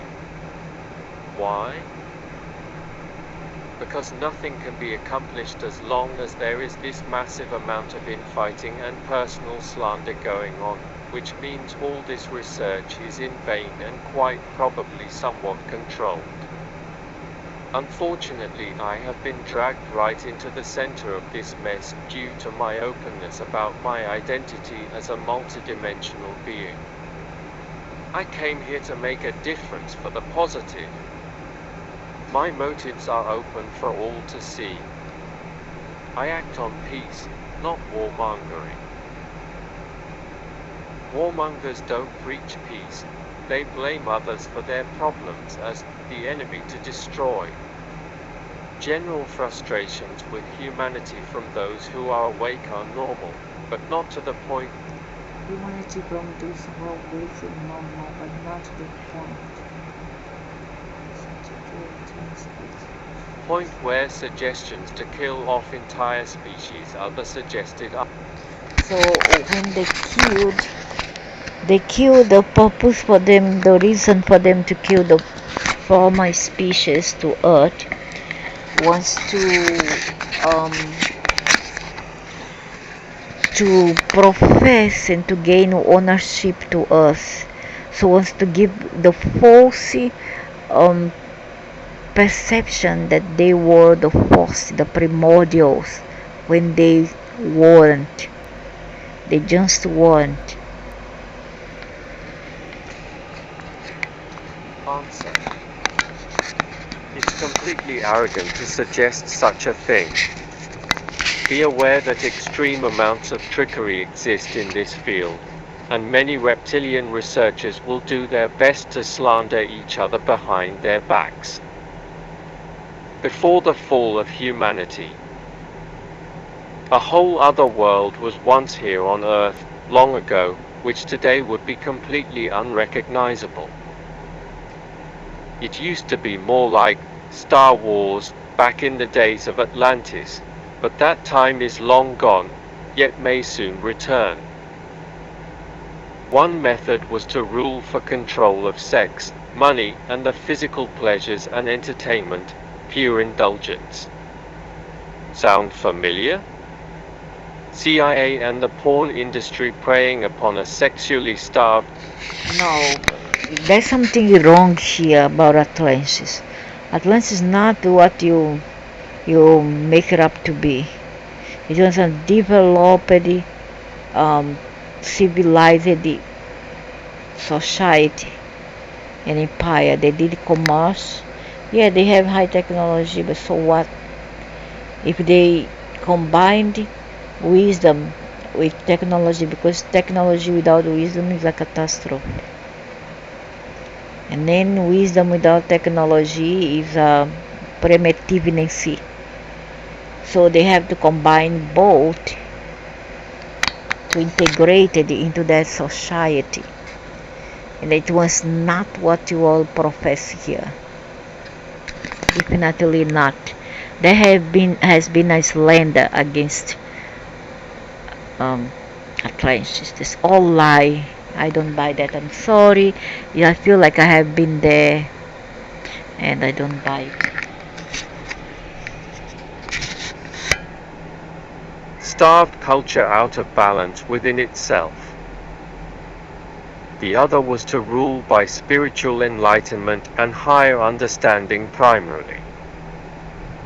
This was written down in Sumerian text as the battle between Enki and Enlil, two reptilian brothers. The final battle, which tore a hole in space-time, permanently damaging human DNA, happened back in Atlantis. Wait a minute. Enki and Enlil isn't quite a reptilian, rather a dragon. They are Dracos. They are not quite reptilians. They are Dracos. They are from Sirius. See something wrong here, because it was still very early for them to break down things and understand better and absorb and then getting the information. So they didn't know better back then in 2006. Tracy for the details. The Sons of Belial, physical pleasures, seem to have been running the show ever since, while the survivors of the Law of One have been attempting to regain The law of one has been not in Egypt but Atlantis. Things has been twisted. That's why it's all very complicated because there's a lot of entities who lies through the information.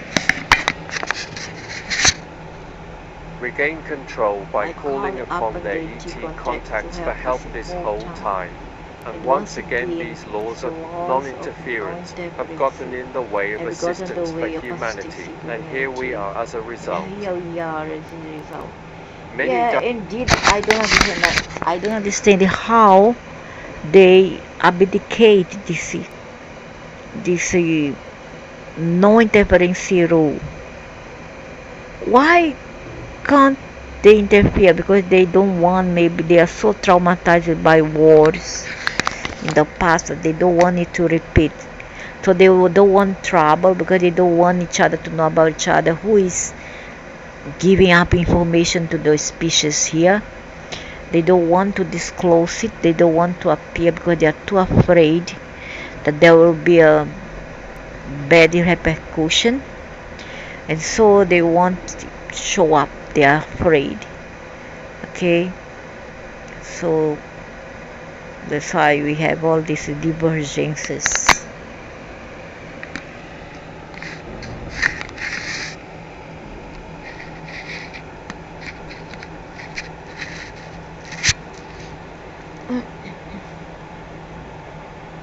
diverse cultures survived this great catastrophe and global upheaval, but only just barely. Most of this ancient world is now long forgot as we marvel over the wonders of the world. In Africa and in other surviving cultures, they have always had knowledge of the star Sirius B, star that we couldn't even see until the Now you see, Africa and the so-called shamans from the Native Americans, as you call them, they hail from Africa. Okay, Chinese also, because it's almost the same race in way. So these people, they follow Sirius. They once worshipped the Anunnakis, Sirius, and Enki was the Quetzalcoatl, something like that, that has passed them knowledge. And also is called Veracuza, who came to the Mayans to pass down knowledge about agriculture, astronomy, maths, etc., and taught them the zero. You understand? Because they come from Africa, and all this religion follows what? Sirius. Who are Sirius? Anunnakis. This man here is twisting everything. Actually, he's not pro Orion, he's pro Sirius. That's why he's pulling the fish to his side. You understand? However, as been said before, Anunnakis are from Sirius. Sirius A, B, C doesn't matter, or it does matter, I don't know, but most of them, some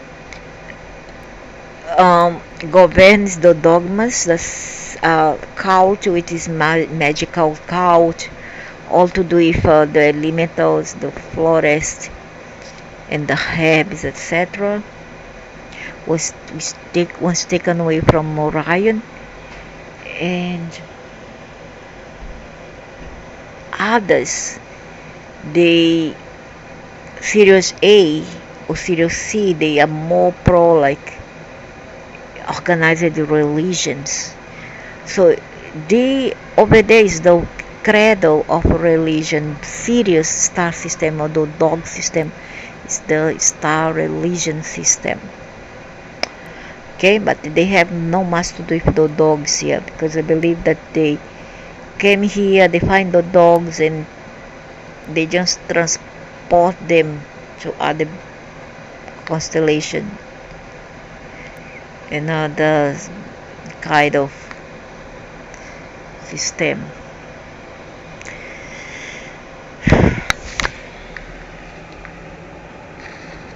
But having nothing to do with a war with from Earth, no, not much. The wolves are just a representation of them, but they are not quite relative to the wolves. And were they who created religions, and that's why these Mayans, Aztec, all know about it, because they passing information to these people about different timelines, end of time, etc. Unless it is the other way around, is the Orion entities, reptilian beings who are now very active, passing down messages through eyes for the masses. Okay, to overthrow the Sirius system. But overall, I know that Sirius is the one that the controllers. They are the controllers, the alien invaders controllers.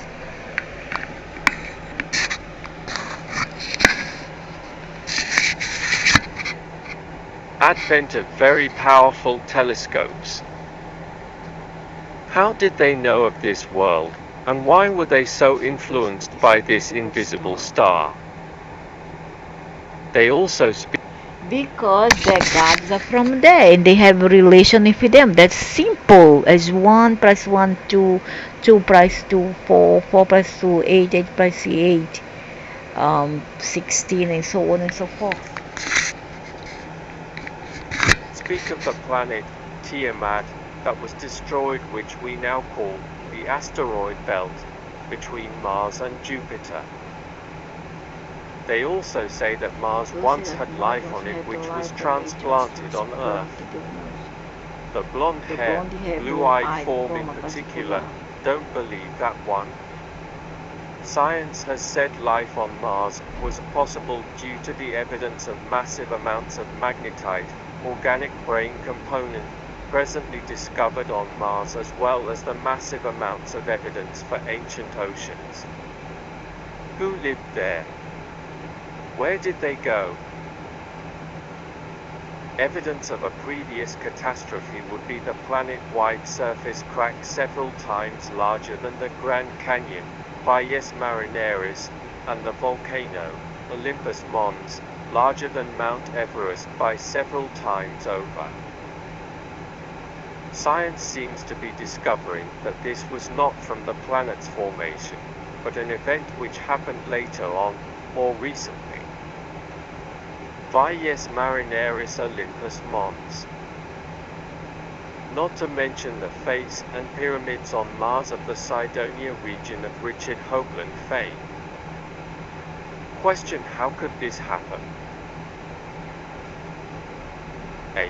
One possibility is Planet X, Nibiru or Nemesis, which is a dark star, brown dwarf or black sun, which orbits between deep space, well past Pluto, and Mars, that returns here about every 3,600 to 30,000 years or so, causing massive flooding, the effects of magnetism and gravity on the ocean and ecosystems, and global weather changes.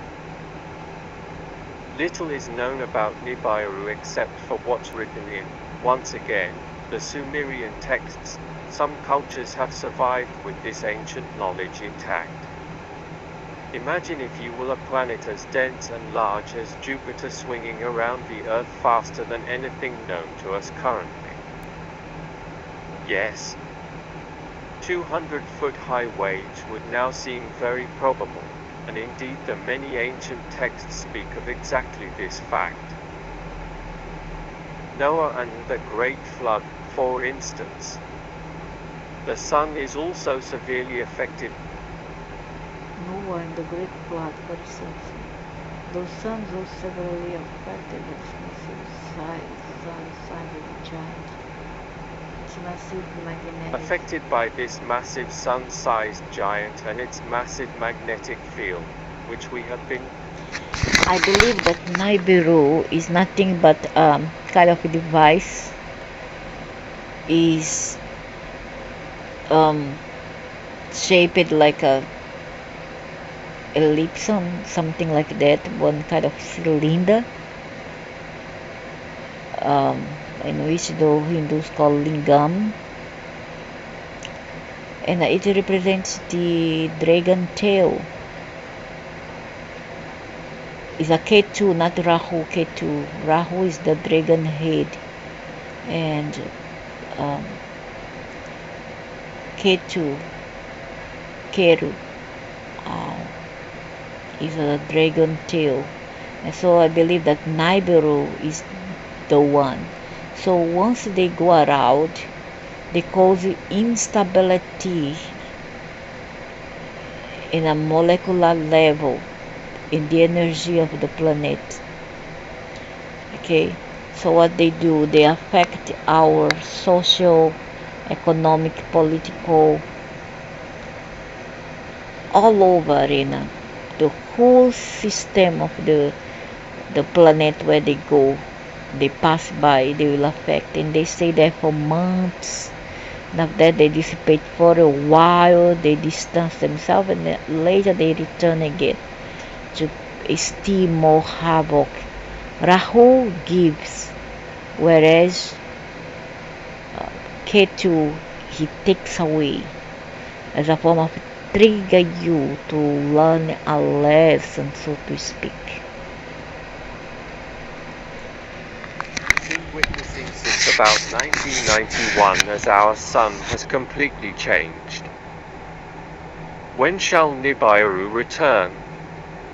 No one has seen it yet, but its effects seem to be happening right now all around us and are increasing every day. Whitley Strieber and Art Bell's The Coming Global Superstorm is a great book on this subject. Too much to be true? How about a scientific study report on the subject for now? It would seem that we, at the very least, lost an inner battle to some very dark astral entities who enslaved us on Earth, and we are the survivors of that ancient war. Atlantis, in power over humans, is a common corporate theme in their secrets and Okay, we are the survivor of that ancient war. Atlantis in power over humans. The common corporate theme and the secret symbology in law.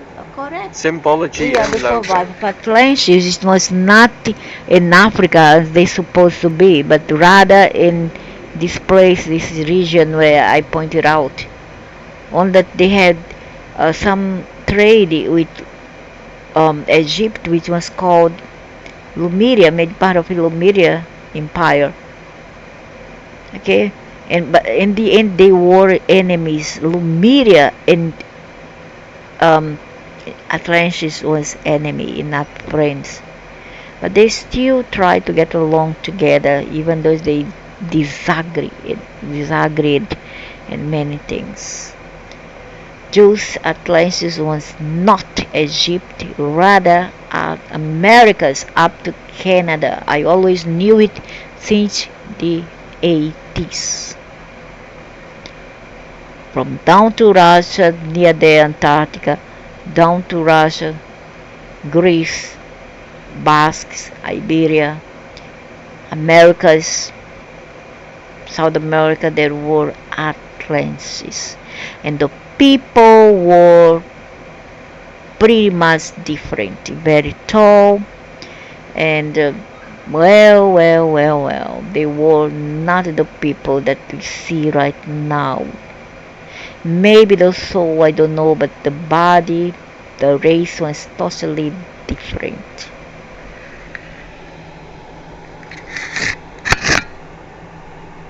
These aliens have been hiding in the fourth dimension, lower astral, ever since. The pit, or hell in the Bible, manipulating us with fake religions and limited science so they can maximize their time playing with our spiritual limitations and muck about with our DNA through alien abductions and the grid energies of the planet even further and milk human energy for all it's worth, just like in the movie They Live. They steal our true They history steal from our us true and hide history it in from their us and hide in Vatican their Vatican archives. archives. Now By you now watch the you've movie watched the movie Matrix, we Matrix, already so you already have some idea what we are up against here. I also hope some of you remember the TV miniseries called V. Yes, I remember V very much. Many other moves, all good and variety examples of near probable futures we'll have to face sooner or later. True, they just depict, they just show us before happen, or what already had happened in the past. It's not necessarily the future, unless it is revisited. Rather, it is the past. However, past, present, and future are all now existent. But for us, I'm saying in human terms, yeah, there's a division, a line division between past, present, and future. And the past is being revisited now. From time to time, they repeat the same song again, again, again, and again. Good and varied examples of near probable futures we'll have to face sooner or later. As our planet increases its vibrational frequency beams, often reptilian-looking entities are finding it almost impossible to maintain their alternate human form. This entire struggle is being watched very closely right now by many diverse beings, worlds, and entities beyond our current ability to sense them. Other beings, sometimes referred to as the ancient astronauts, are returning to Earth also, but not before we prove ourselves worthy, that we can rid this world of certain evil, hateful behaviors from within ourselves, such as passive-aggressive carelessness about our fellow people, neo-Nazism against our own people, and fear-based reactions to the truth, etc. We must rid our planet. We must rid our We also must rid our planet of dualism and of fear-based side taking. We must have an arbitrary approach to this situation, this condition. Okay, so the truth here would be objective, because it's always changing, it is never constant, so you cannot ultimately say that it is a ultimate truth. It could be my truth, your truth, his truth, her truth, their truth, but not mine, not yours truth. Okay, so you cannot say until you can prove that you have absolute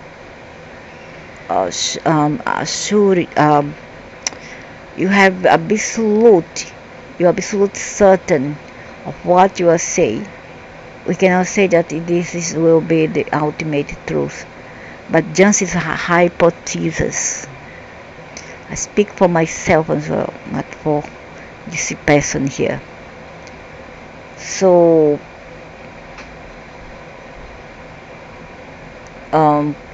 I don't know what he talks about. Must he rid our planet of the dark shadow beings which now inhabit every aspect of power in both government and secret societies. I don't know whether they are saying that these beings is the same as the ones embodied here who governs everything and controls everything. I don't know. And they are the dark shadows, which, by the way, I have seen a lot since I was a 7-year-old, and they don't have a form, they are formless, they don't have eyes or mouth, nothing. They are just a form of a man, but without any features. And they are very sinister, they don't speak, they just stand there looking at you. So could they be the one, the secret governments that control us from within? I don't know. But then where do Anunnakis stand in all that? That's the question to be asked. Hmm? Is it the black magus, the one, the Anunnakis, um, devil's advocate? Who knows? I don't know. Planet of the dark shadow beings, which now inhabit every aspect of power in both government and secret societies. This is how the secret controllers of this planet have gotten away with their dastardly deeds and high-level secrets, black projects like Area 51, Dulce secret underground base, the Philadelphia experiments, Montauk, HARP, etc., for so long. Many of these people in power aren't even human by our civilian terms, but are more aliens in nature. They have deep interdimensional connection. We see only their physical body. We see only their physical body rather than their true form. Much longer, I can well, assure not you. for much longer, I can assure you. More and more humans are waking up to the fact that reptilian entities are being witnessed by hundreds of people, far and wide, in positions of power or influence in this world, and that these beings can shimmer between forms at will. And I'm not talking just about the research that David Icke has exposed either. It's getting harder and harder with the Earth's raising vibrational frequency for these aliens to maintain human form, and they are being seen more and more every day. After all, they can't control the people who discover that they have not truly been free for over 12,500 years or longer, but rather have been used by psychic energy vampires as livestock. Wait a minute. We are not being slave for on this lifespan. No, we have been slaved for over 300 plus years, 300,000 plus years. Almost 200 years after they first came here. They are no next from Sirius. So no. There's not only this. This is very recently, very modern. It's more than that. The dates back farther than that. Livestock. Important fact. Not all reptilians act this way, just a rogue group of beings who are here amongst us, and not even all of them agree with this plan for total control. In fact, many reptilians are doing something about this right now. We are all individuals, human or otherwise. The great battle from within is here and now. However, spiritual possession is still a problem and can turn entire leagues of beings into zombified, hive-minded oppressors. This is the toughest part. It's this particular reptilian DNA code that many secret societies desire to keep in power in order to maintain contact with these interdimensional, fourth dimension entities who donated their reptilian DNA to humanity eons ago. Please note, group mind is like a communal collective of consenting individuals, almost telepathic in nature. Hive mind is more like ONE mind controlling the entire lot, often with a secret agenda. Gifted psychics can see us ET incarnate souls easily. There is no such thing as death. There never was.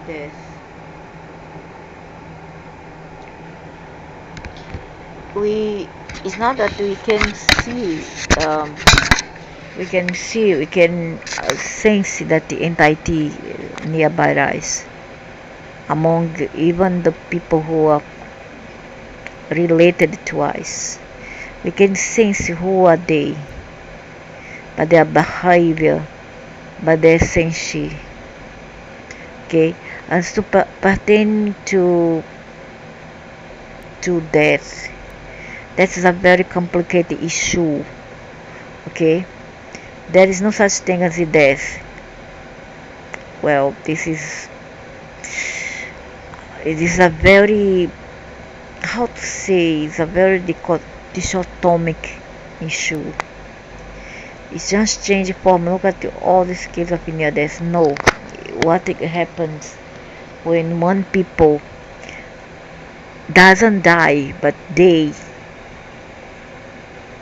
have a NDE. Okay, NDE is that they are still alive. They are not dead. The big death haven't happened to them, to us yet.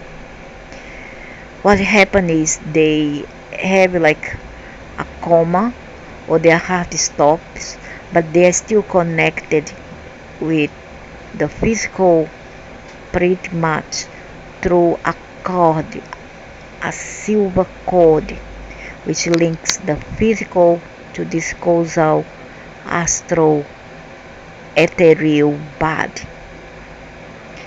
Now, once you have a NDA, which is the same as OBE, almost the same, only that one, the first, you need to be under drugs or some the influence of the other substances, like a stroke or something, which messes with your brain neurons and causes hallucination. The other is you sometimes involuntarily and sometimes voluntarily through meditation, if you will get out of the body momentarily, but you are not dead. You are not dead. You are still alive because you are still breathing. There's still the Atma still connected with the astral body and the cord. What goes is your consciousness. Everything is about consciousness. First of all, we are made up, composed of body, mind. I would speak what's most important: consciousness, astral body, which is a borrowed program, and the physical body, which also belongs to the earth, and to the earth shall return. The astral body, in other hands, belongs to the astral. Now, when you die, you are either, let's say, incinerated, cremated by fire, and the fire forever, or you are buried and then you decompose. Okay? While this process unravel is going on, you are still creating, because your mind is there in all fiber of your body, of your physical body. So you are there on the grave, or maybe you have been cremated. When you are cremated, your consciousness goes straight to the atoms, to the cosmos. It melds with the cosmos, goes back to self. This doesn't happen if with a burial. Burial, you're going through the process of decomposition, where the mind is ethereal body and the causal body is still there in the flesh being decomposed. There's fragment of it. So you can create with your body. You can go around. You want to go back to your infancy, you go back to your hometown, you can go. You want to go back to visit your relatives, you go. However, you still have a memory of yourself. Okay, you still have a memory. Let's say, okay, I'm in memory. Oh, I died. Then I go and then I say, oh, I'm in memory yet. Oh, my body's there. It's decomposing. I'm dead. Why then I'm still here? My Bad is there, but why am I here? I'm there, but why am I here? What happened to me? And then the entire tea becomes a bit confusing. Then he don't say, he thoughts, I want to go visit my mom now. Then he in a in a non-second thought, they are there, and they are on the sky in the not say heavens, but in the sky near there, the cosmos, above the atmosphere, wherever you wanna go. Okay, you are omnipresent, so you can be in several places at the same time. Several places at the same time. In several places on earth, you can visit your uncle, visit your grandfather, visit your friends, your husband, your boyfriend, your wife, your friend. You understand? All at once. You can. Long time ago, at the time of my brother, he dies in 73. He could keep on creating this, and sometimes it was a terrible experience for him, because I have accompanied his journey even though I was a young child and I didn't know what's going on. He died at age 21, a very tragic death. I was 8 years old and I didn't understand, so I was growing. As I continued to see him, I was around a teenager. Now he kept on coming to me. When I became a teenager, he kept on coming to me, appear before me, always happy, always smiling, always on the beach side, just the head floating. Why? Nobody knew. I was a child. Nobody told me about nothing. All I knew is that his body was never found, and it was a very great trauma for my mother. She passed the year trying to recovering from this shock of losing one of her sons. Okay, her second oldest son, by the way. And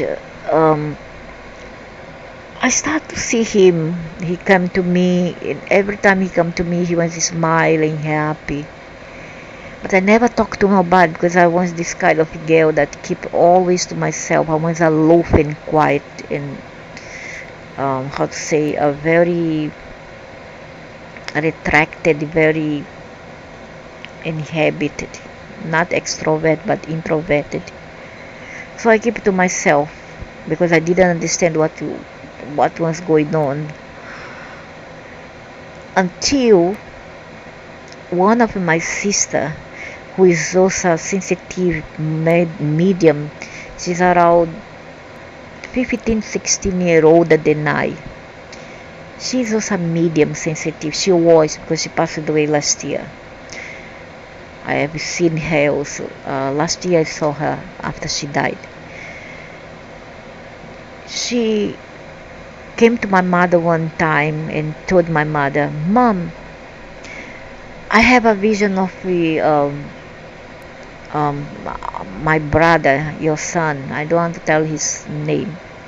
I have the vision of him, and I saw him in a beach. He was buried alive, and his head was cut off. Oh, sorry, he was not buried alive. He was buried in the sand in the beach, and his head was cut off. I was an autistic child. I don't understand what's going on. I just kept to myself until I grew up, and I put the pieces all together to better understand and absorb all those upheavals. You understand? But my sister couldn't pinpoint where, because the beach, that's where I was born. There are a lot of beaches. I don't know which one else. I don't know. I also never tell them. I never confirm. Yes, I also saw it. I never confirmed, because as I said, I was very kept to myself. Even if I have to suffer whatever, I keep to myself. I never tell, never confide to nobody. Before, not now, before. So he kept on coming to me, and then later my cousin also came. He never have seen her in his life because she started to come in our life after like 3-4 years after his passing. She came into our life. I get to know her, and then she came to my mother also. She said, um, cousin come in my dreams and he asked for help. He's not in peace, but it's strange that with me he was always happy and smiling, and his head floating up and down on the beach. So my mother organized for him a mass. Mass is a Catholic ritual whereby we play a novena where we light candles that last for 1 month for that departed soul. So my mother went there to the church, and then she had that candle, very thick, fat candles lit for like one month, very big, large one, and it kept inside our urn, inside the church itself. So my mother asked the priest to say prayer for him. The priest did prayer for him. What happened was amazing. After that, he kept on still coming to me, and as I was growing older, I felt that presence. I felt that I was being followed and protected. You understand? He was always guarding me. So when I get married, he last came to me. By this time, he was no more on earth, and the prayer that my mother always sent to him worked. What happened? The aliens came and rescue him, as you all call angels. It's not angels. For me, it's aliens. Just they took him away. They went to the hollow earth to him, and then he called me one night after I get married. He came, and then he pushed me. He pushed not me, not my body, the astral ethereal body. He pulled it, and then I come up from the body, see him. He brought me all the way down to hollow earth. It was not November 1983. I was 2 months married, recently married. I was in the range of almost 18-year-old back then. So he pushed me, and then he goes with me, and once we are there, I saw him go inside a jail cell. He was inside a jail cell, and around me, when I turned the back, I'm seeing a lot of beasts, like dinosaurs, roaring around, moving frantically, and guarding the cells. And over there, there were a lot of men, and one of those men were my brother. And he sat down there. I can see as if it was today. I'm here staring at him. The dragons are not looking at me. They cannot see me for some reason, and my brother is there communicating with me telepathically. And then he said the following: he loved you more than a brother.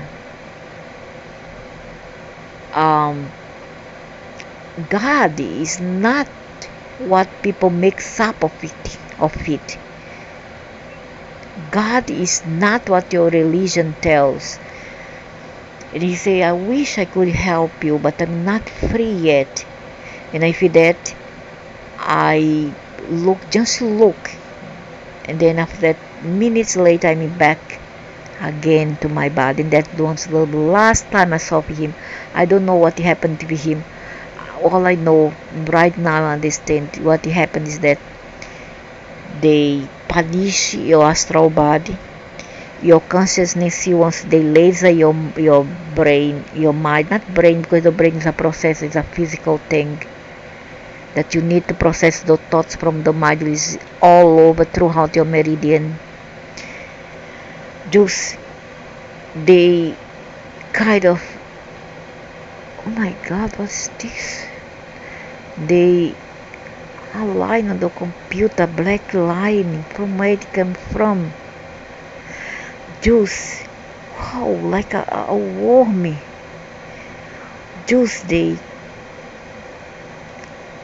shoot his consciousness. They deleted his consciousness. That's why they sent him to what we call they call it the treatment center, something like that. The treatment center.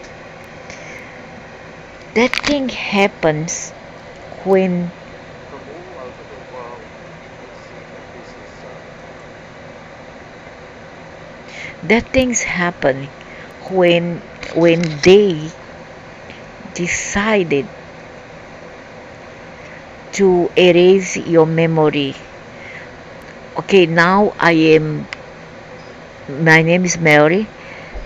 Mary finish already her mission. Mary go back over there. They will erase Mary memory, which is not the same as consciousness.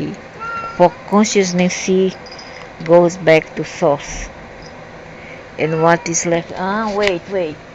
And what is left is one body there, one, like say a amoebic kind of body.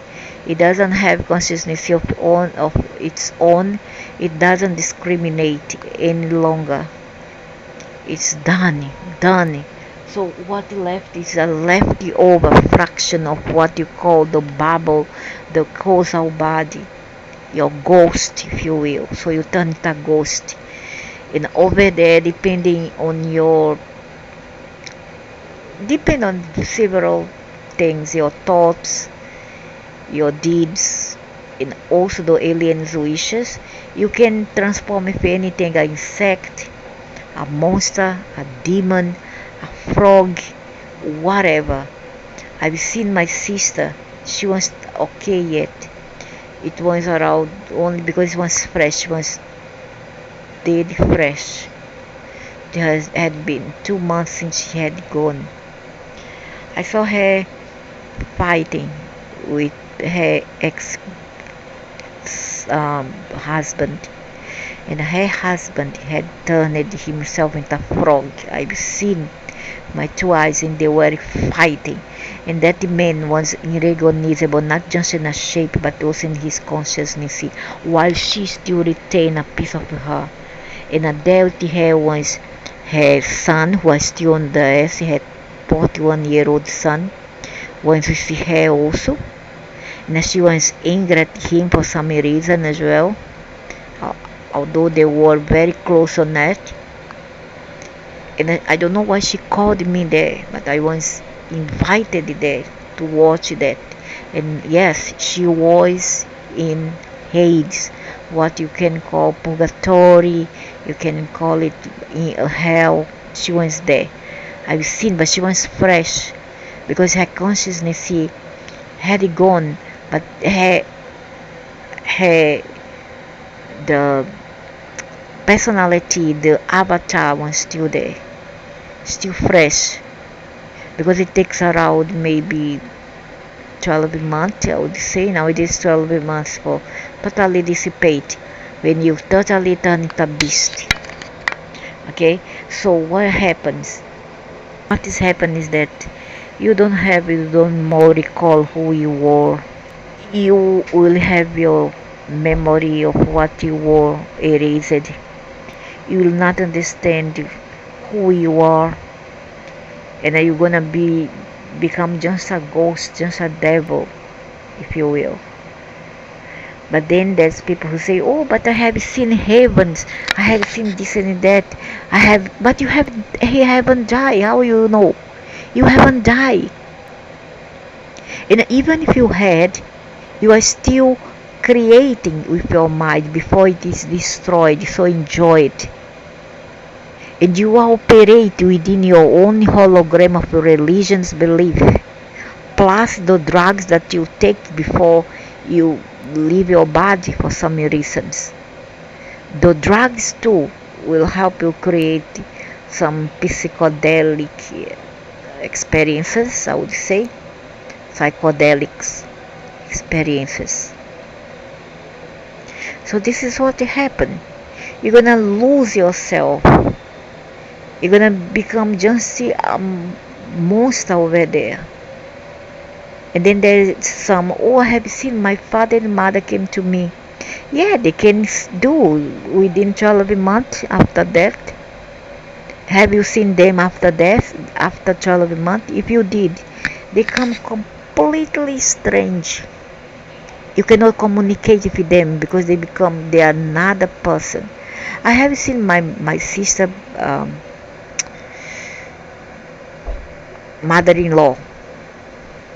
She have died since the 80s. I have seen her. I saw her in 2005, a few years before my mother died. She came to talk about my mother. My mother was about to go. Okay, she was a very religious woman, old woman. She died at the 80 plus. But she still regained her consciousness, and she was wearing veil and all that. It was black veil, but she was a religious person. Yeah, you can maintain that identity because maybe you have suffered so much, and then you decide that you want to keep that identity, so that's okay. Or a cope of yourself. There's people who say they have seen their father, their mother. That one's a copy. They always keep a copy. They keep a copy of DNAs of diagnosis or other things. It's a copy, but it's not totally complete. Not 100% conscious of what they say or do. So if you want to talk to them, they will want to say, "Mom, Daddy," they just there like a robot. They are just kind of AI. Okay, they are AI controlled by third parties who owns and controls that place, which is a gang of aliens and the next also comprising. So that's what happened. Death exists. You go back to source. After you want to take out your consciousness, you put inside another body. Yeah, you can, but you're gonna forget. The Mary, the John is gone. Your mother, your father, your grandmother, your friends. That's why the key here is to cherish. Cherish everybody that you have contact if you want to. Because we don't know when the last time, and I mean the last time really. Unless they die today, you die tomorrow. You can meet because you are still creative with the mind. You still keep your consciousness. Once it is gone forever, once the aliens decide to extract your memory to cause you to have amnesias, that's all. And another thing that this body, the astral body, is not really what we are. Okay, so yeah, there's a death. And we go back to source. That's how I came to this conclusion after intensive studies on the subject. There is no such thing as death. There never was. Energy never dies, it just changes form. Look at all the cases of near-death, NDE, OBE, encounters from all over the world, and you will see that this is so. Look into the writings of Dan Ion Brinkley or Edgar Cayce, and you will see this truth. Cayce also worked for them. Okay, Cayce worked for the reincarnationist, for those who controls Earth. That's why I always told you or told those people what the controllers want him to know, and these people to know. True. Many alien souls have reincarnated as human to assist in this shift in consciousness. We have sought each other out after going within and listening to our inner light, which reminded us of our destiny. We are a collective of individuals from all over and beyond who share a common love and free will. We come and go as we please from form to form, planet to planet, dimension to dimension. I must say that of all the worlds I have rested upon, this one, this time is by far the most frustrating and confusing. To be born here, blinded by birth, is no comfortable start to this life, as I'm sure you well know.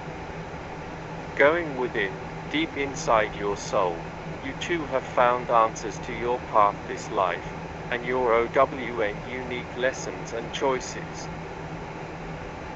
Once again I say that this human body is merely my vessel and is not me. If I could go back and change my mind about incarnating as human, believe me, I would never have come here. It's far worse than I had thought. Indeed, I was ill-prepared for the reality of being hated by one's own people, humans, for an entire lifetime, perpetually. It hurts me greatly. People also have hated me, but so what? Why do you care? If you know yourself, why you care about how other people see you, what they say about you? If you know yourself, you are certain of who you are, you will not fear what other people say. It's only when you need their approval so much that you will behave this way, right? And no, you don't exist. We die, finish. We don't exist. Even aliens also subject to death. They also have cycle, okay? They go back, their consciousness after that come back again. They take their astral body or whatever, they put inside again in another vessel. So this is about life. This is about experiment here. So why whining? I think he should have. I believe, I hope that he is learning better now, get more matured, and learn how to absorb all the truths that back then he didn't know. At least his truth. Greatly, and I hurt every single day of my life for speaking out about who I truly am. Once I chose to begin, there was no turning back, as I'd be failing myself if I did. I can be so terribly lonely from my home at times that I cry for hours to depart from this self-destructive and hate-filled world. What a whining guy. Me too. I'm alone, but do I care? In fact, I have always been alone. I cherish this moment because it's when I'm alone that I go within and I find a lot of resources inside of me, and I feel that I'm not real alone, even though I'm not lonely. Although I'm alone, I'm not lonely, because there's two different things. I'm alone but never lonely because I feel that there's beings around me all the time. I go out, also the few beings around me. I'm home, I'm never alone because I feel there are people around me. Is it schizophrenia? Not real, because if this were true, many other people also would be schizophrenic, and there will be a disclosure soon about aliens, okay? And many people, more and more people come forward to tell their experience. So you want to pinpoint these people as schizophrenic as well? I guess that when you don't have another answer for the, how to say, you don't have the answers for the unavoidable, something that you cannot avoid, something that you cannot even reject, you will come up with excuses. and just label people as crazy, as mentally unstable. This is what many people get. You understand? Many people get especially from those people who are so dense. All they care about, they think that they're so great thing only because they have a diploma, a doctorate, they got money. And for them, what matters most is high, fine dining, cars, fine cars, cigar, fine whiskey, fine wine, okay, and travel, sex. They don't care about anything else. So they live in a cocoon of their own and they are not the owner of the truth. Not at all. World. I hate to feel this pain and suffer so much while living here and being so powerless to help others who are so hate-filled towards myself and others like me, but I can only do my best to continue. I really hope you feel this deep within your heart and understand what I say to you right now. I am a peaceful soul, that there is no doubt. Let me give you an easy example of how these interdimensional beings operate. Imagine being a radio, try to anyway, locked onto only ONE signal due to years of genetic hardware manipulation from long ago, blind to the existence of other stations or signals, yet they are just as real, just as physical. All you are aware of is ONE reality, the visual one, and anything outside of that reality just doesn't exist, period. It's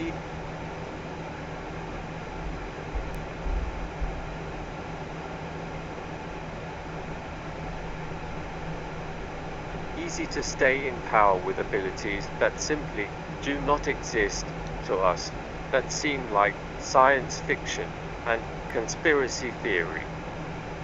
You can't see radio waves, yet you are told they exist, and have accepted this as your reality through years of working with these energies utilizing tools such as radio and TV receivers. Very simple. It's very easy to dismiss something that someone says is real when the listener, i.e., you, does not even know about such things. You might think these stories out of this world at first until you become educated in otherworldly affairs and the science which proves the existence of other dimensions. Cosmic string theory is. We must understand that back then, sadly even nowadays, you see we are in 2022. Many people are still not ready for the shift. Many people are still sleepwalking. And we are in 2022. Imagine back then, 2007, 2006, about 16 years ago. Right?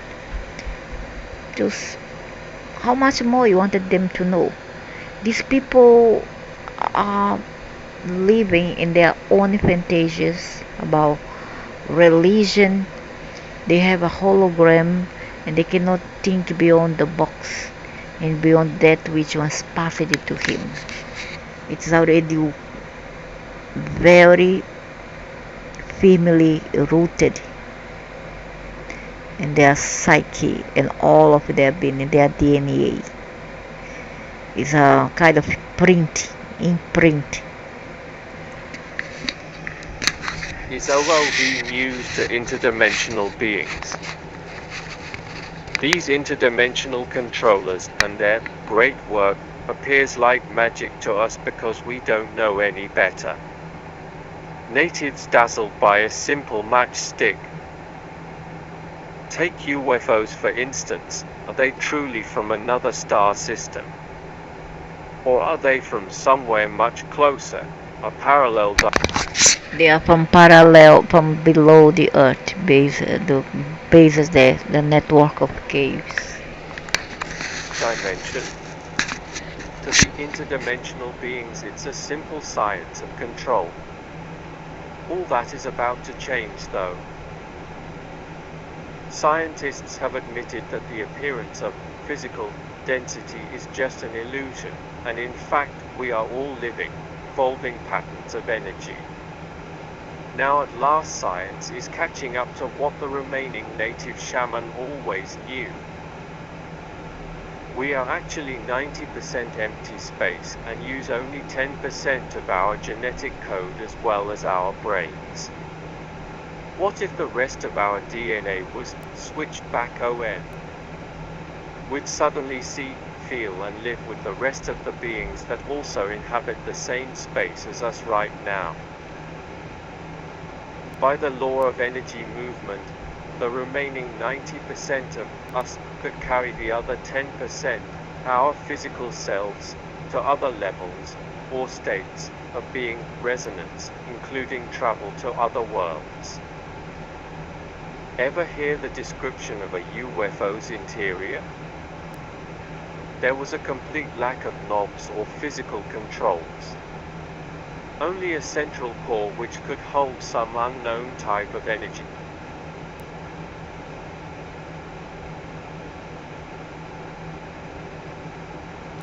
There is a complete lack of knobs and physical controls on a central core which could hold some unknown type of energy was even visible.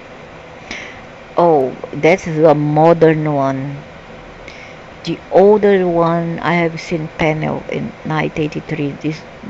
Those ones, the old type one, that kind of metallic and a kind of quite round and tall, and a kind of metallic, like a silvery, something like that, something silvery.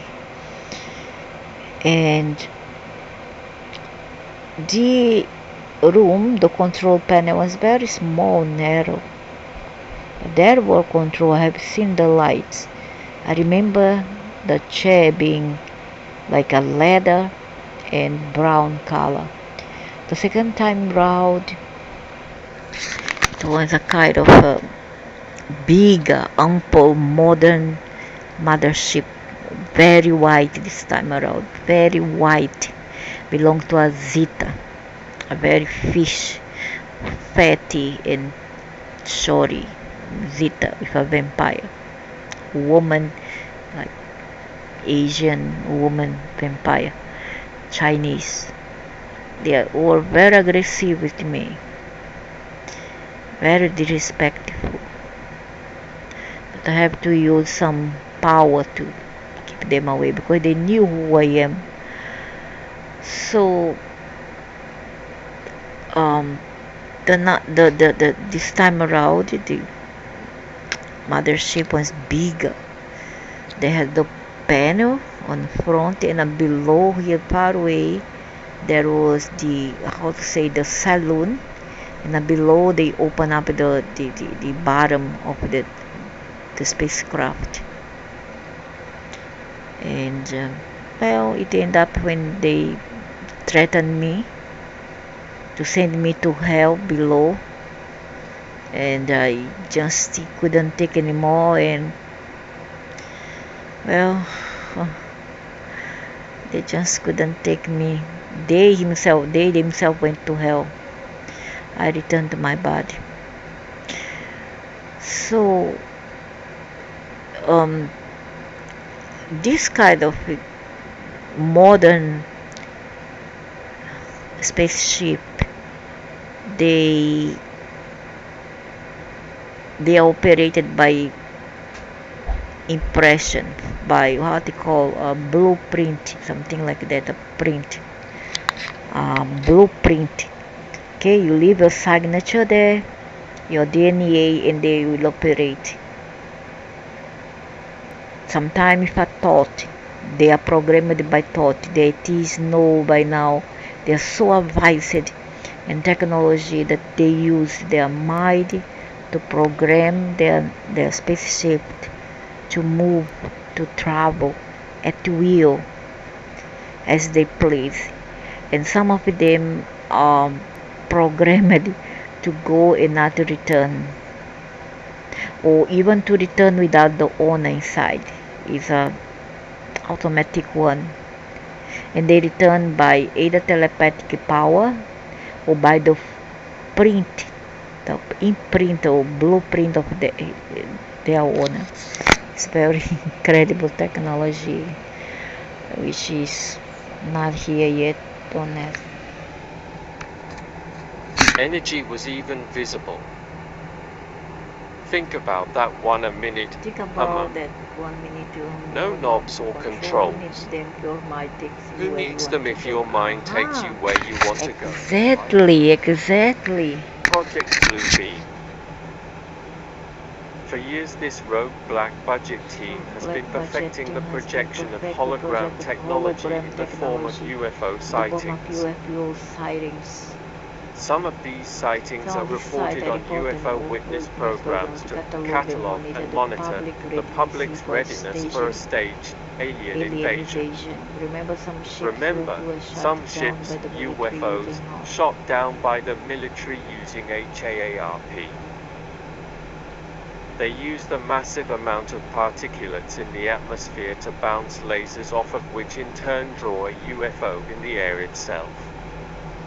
Mexico City has been the hotbed of sightings due to its high level of usable particulates within this hologram technology. Now the chemtrails have reduced visibility to 1/5 the former level on a worldwide scale. The stage has been set now for global use.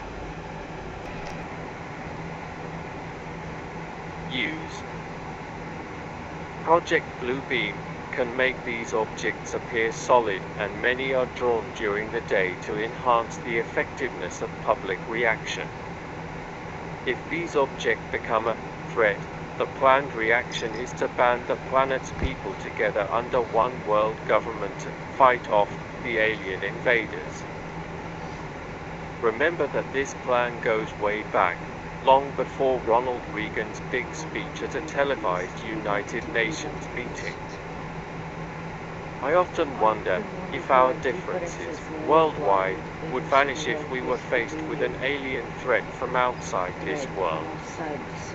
And I ask you now, is not an alien force already among US? Remember that one? Think about it. It's part of a global agenda. Of course, the officials talk about all this stuff constantly. Clinton, Bush, you name it, they deal with it.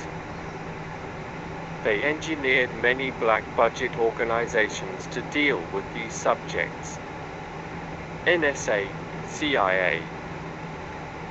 Global warming affects our entire solar system. Planets not to scale. All of these atmospheric and auroral changes are caused by magnetic changes from within each planet, which is triggered by our own sun's recent changes. Global warming is not limited to the Earth presently, and we know that our levels of pollution here on Earth are obviously not affecting Pluto's magnetic field or orbital path. So this whole blame game on human pollution as the cause just doesn't add up. Crop circles. Yeah, it's all shenanigans. Circles, aponoastos. Recently, a crop circle researcher decided to go so far as to carve out the words, "Talk to US," in a nearby field where many agroglyphs are formed on a regular basis near Stonehenge in England. The response was staggering. A crop circle appeared which was in the form of ancient Freemasonic secret text, and it read, Ponoastos. Translation of this 800-year-old secret Masonic text is, "We are opposed to cunning and deceit." How's that for strange? Another appeared shortly after that one which read, "This is the place of the serpent." What do you think they are attempting to tell humanity? About the same time there were a series of agroglyphs, which were an exact match of the designs of Nikola Tesla's research patterns. What do you think these messages mean? Time to wake up, dear sleeper, and put the pieces together. All of the pieces. A Council for Peace has been established for Contact Day, CORA, the Council on Human-Reptilian Allegiance. Those of us who have collected together within this group know that not all reptilians are evil.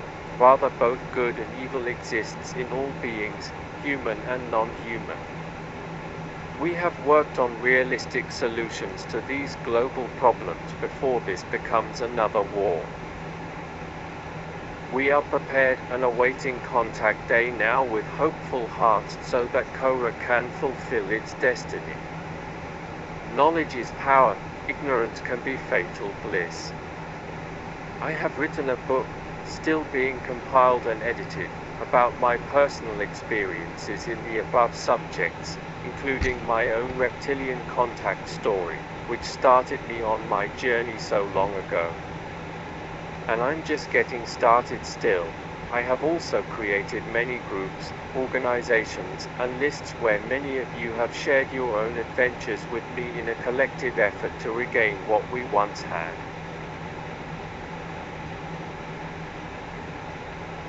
This site has seen many different phases of my research. Many of you have also shared with me your own reawakening stories, to which I am very thankful. It's nice to see so many awake spirits on Earth right now, because at times there are so few truly enlightened people at all. It's damn depressing for me to wake up most days. Silence is not the answer to change one's reality.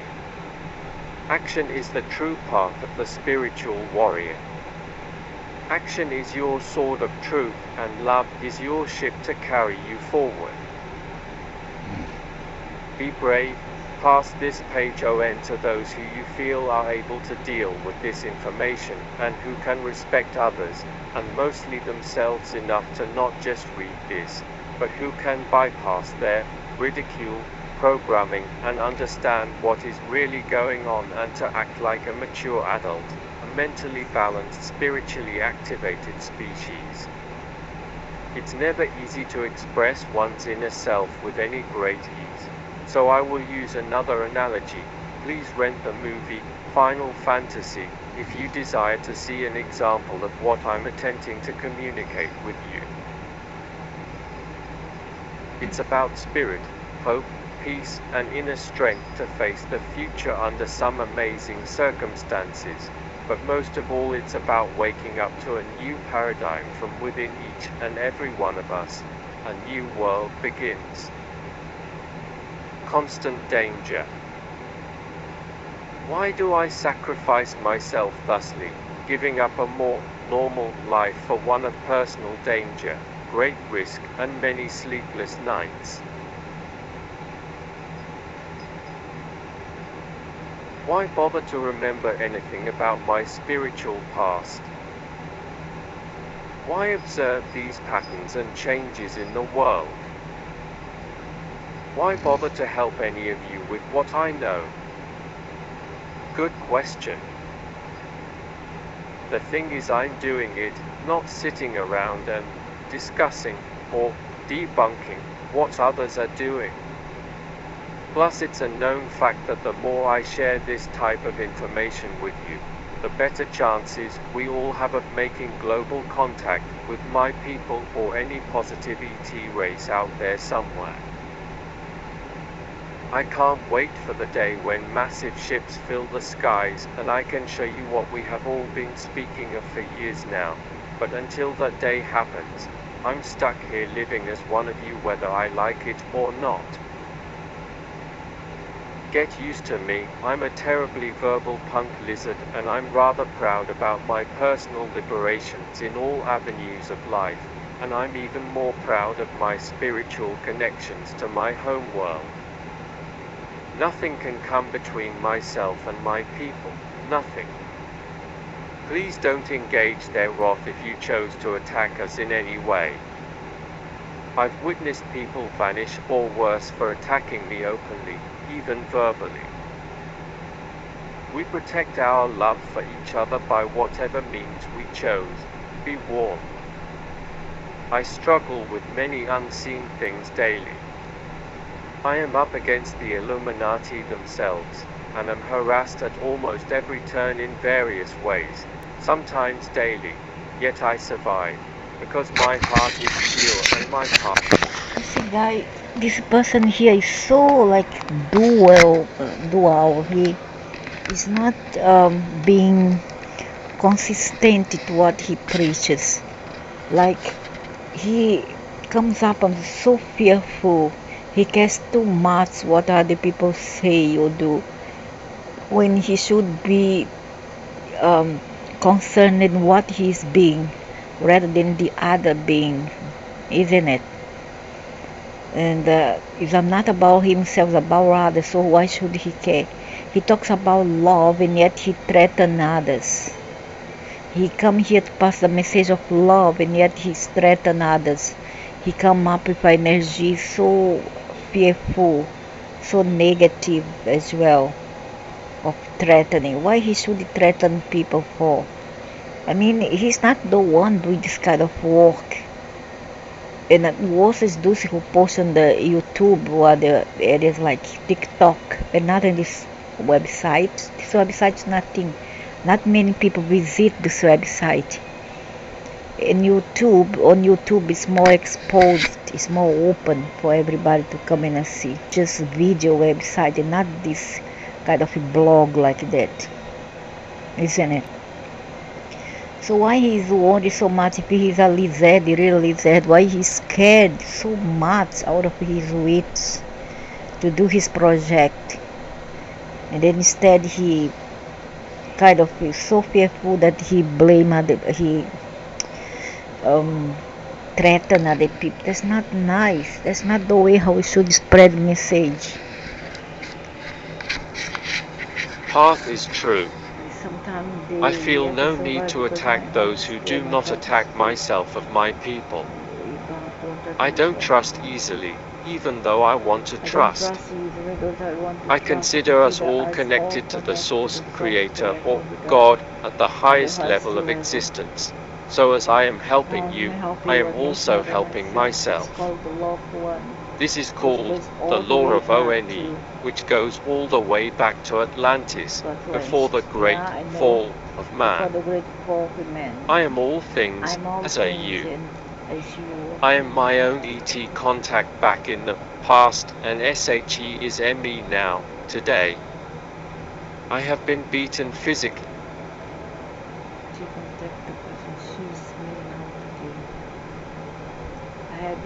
Physically, emotionally, and yes, even spiritually, at times by people I formerly trusted, in their attempt to silence my work. I have learned to keep my distance from many strangers as a result of abused trust, yet I persist on my spiritual path.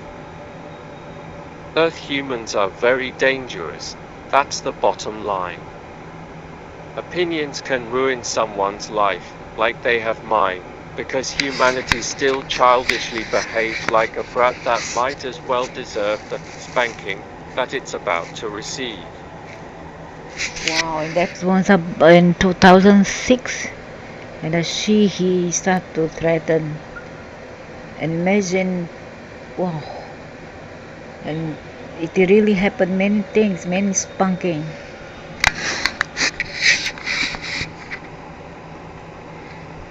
Humanity thrives on being cruel towards Draco reptilians for the most part, although don't say that to a human's face.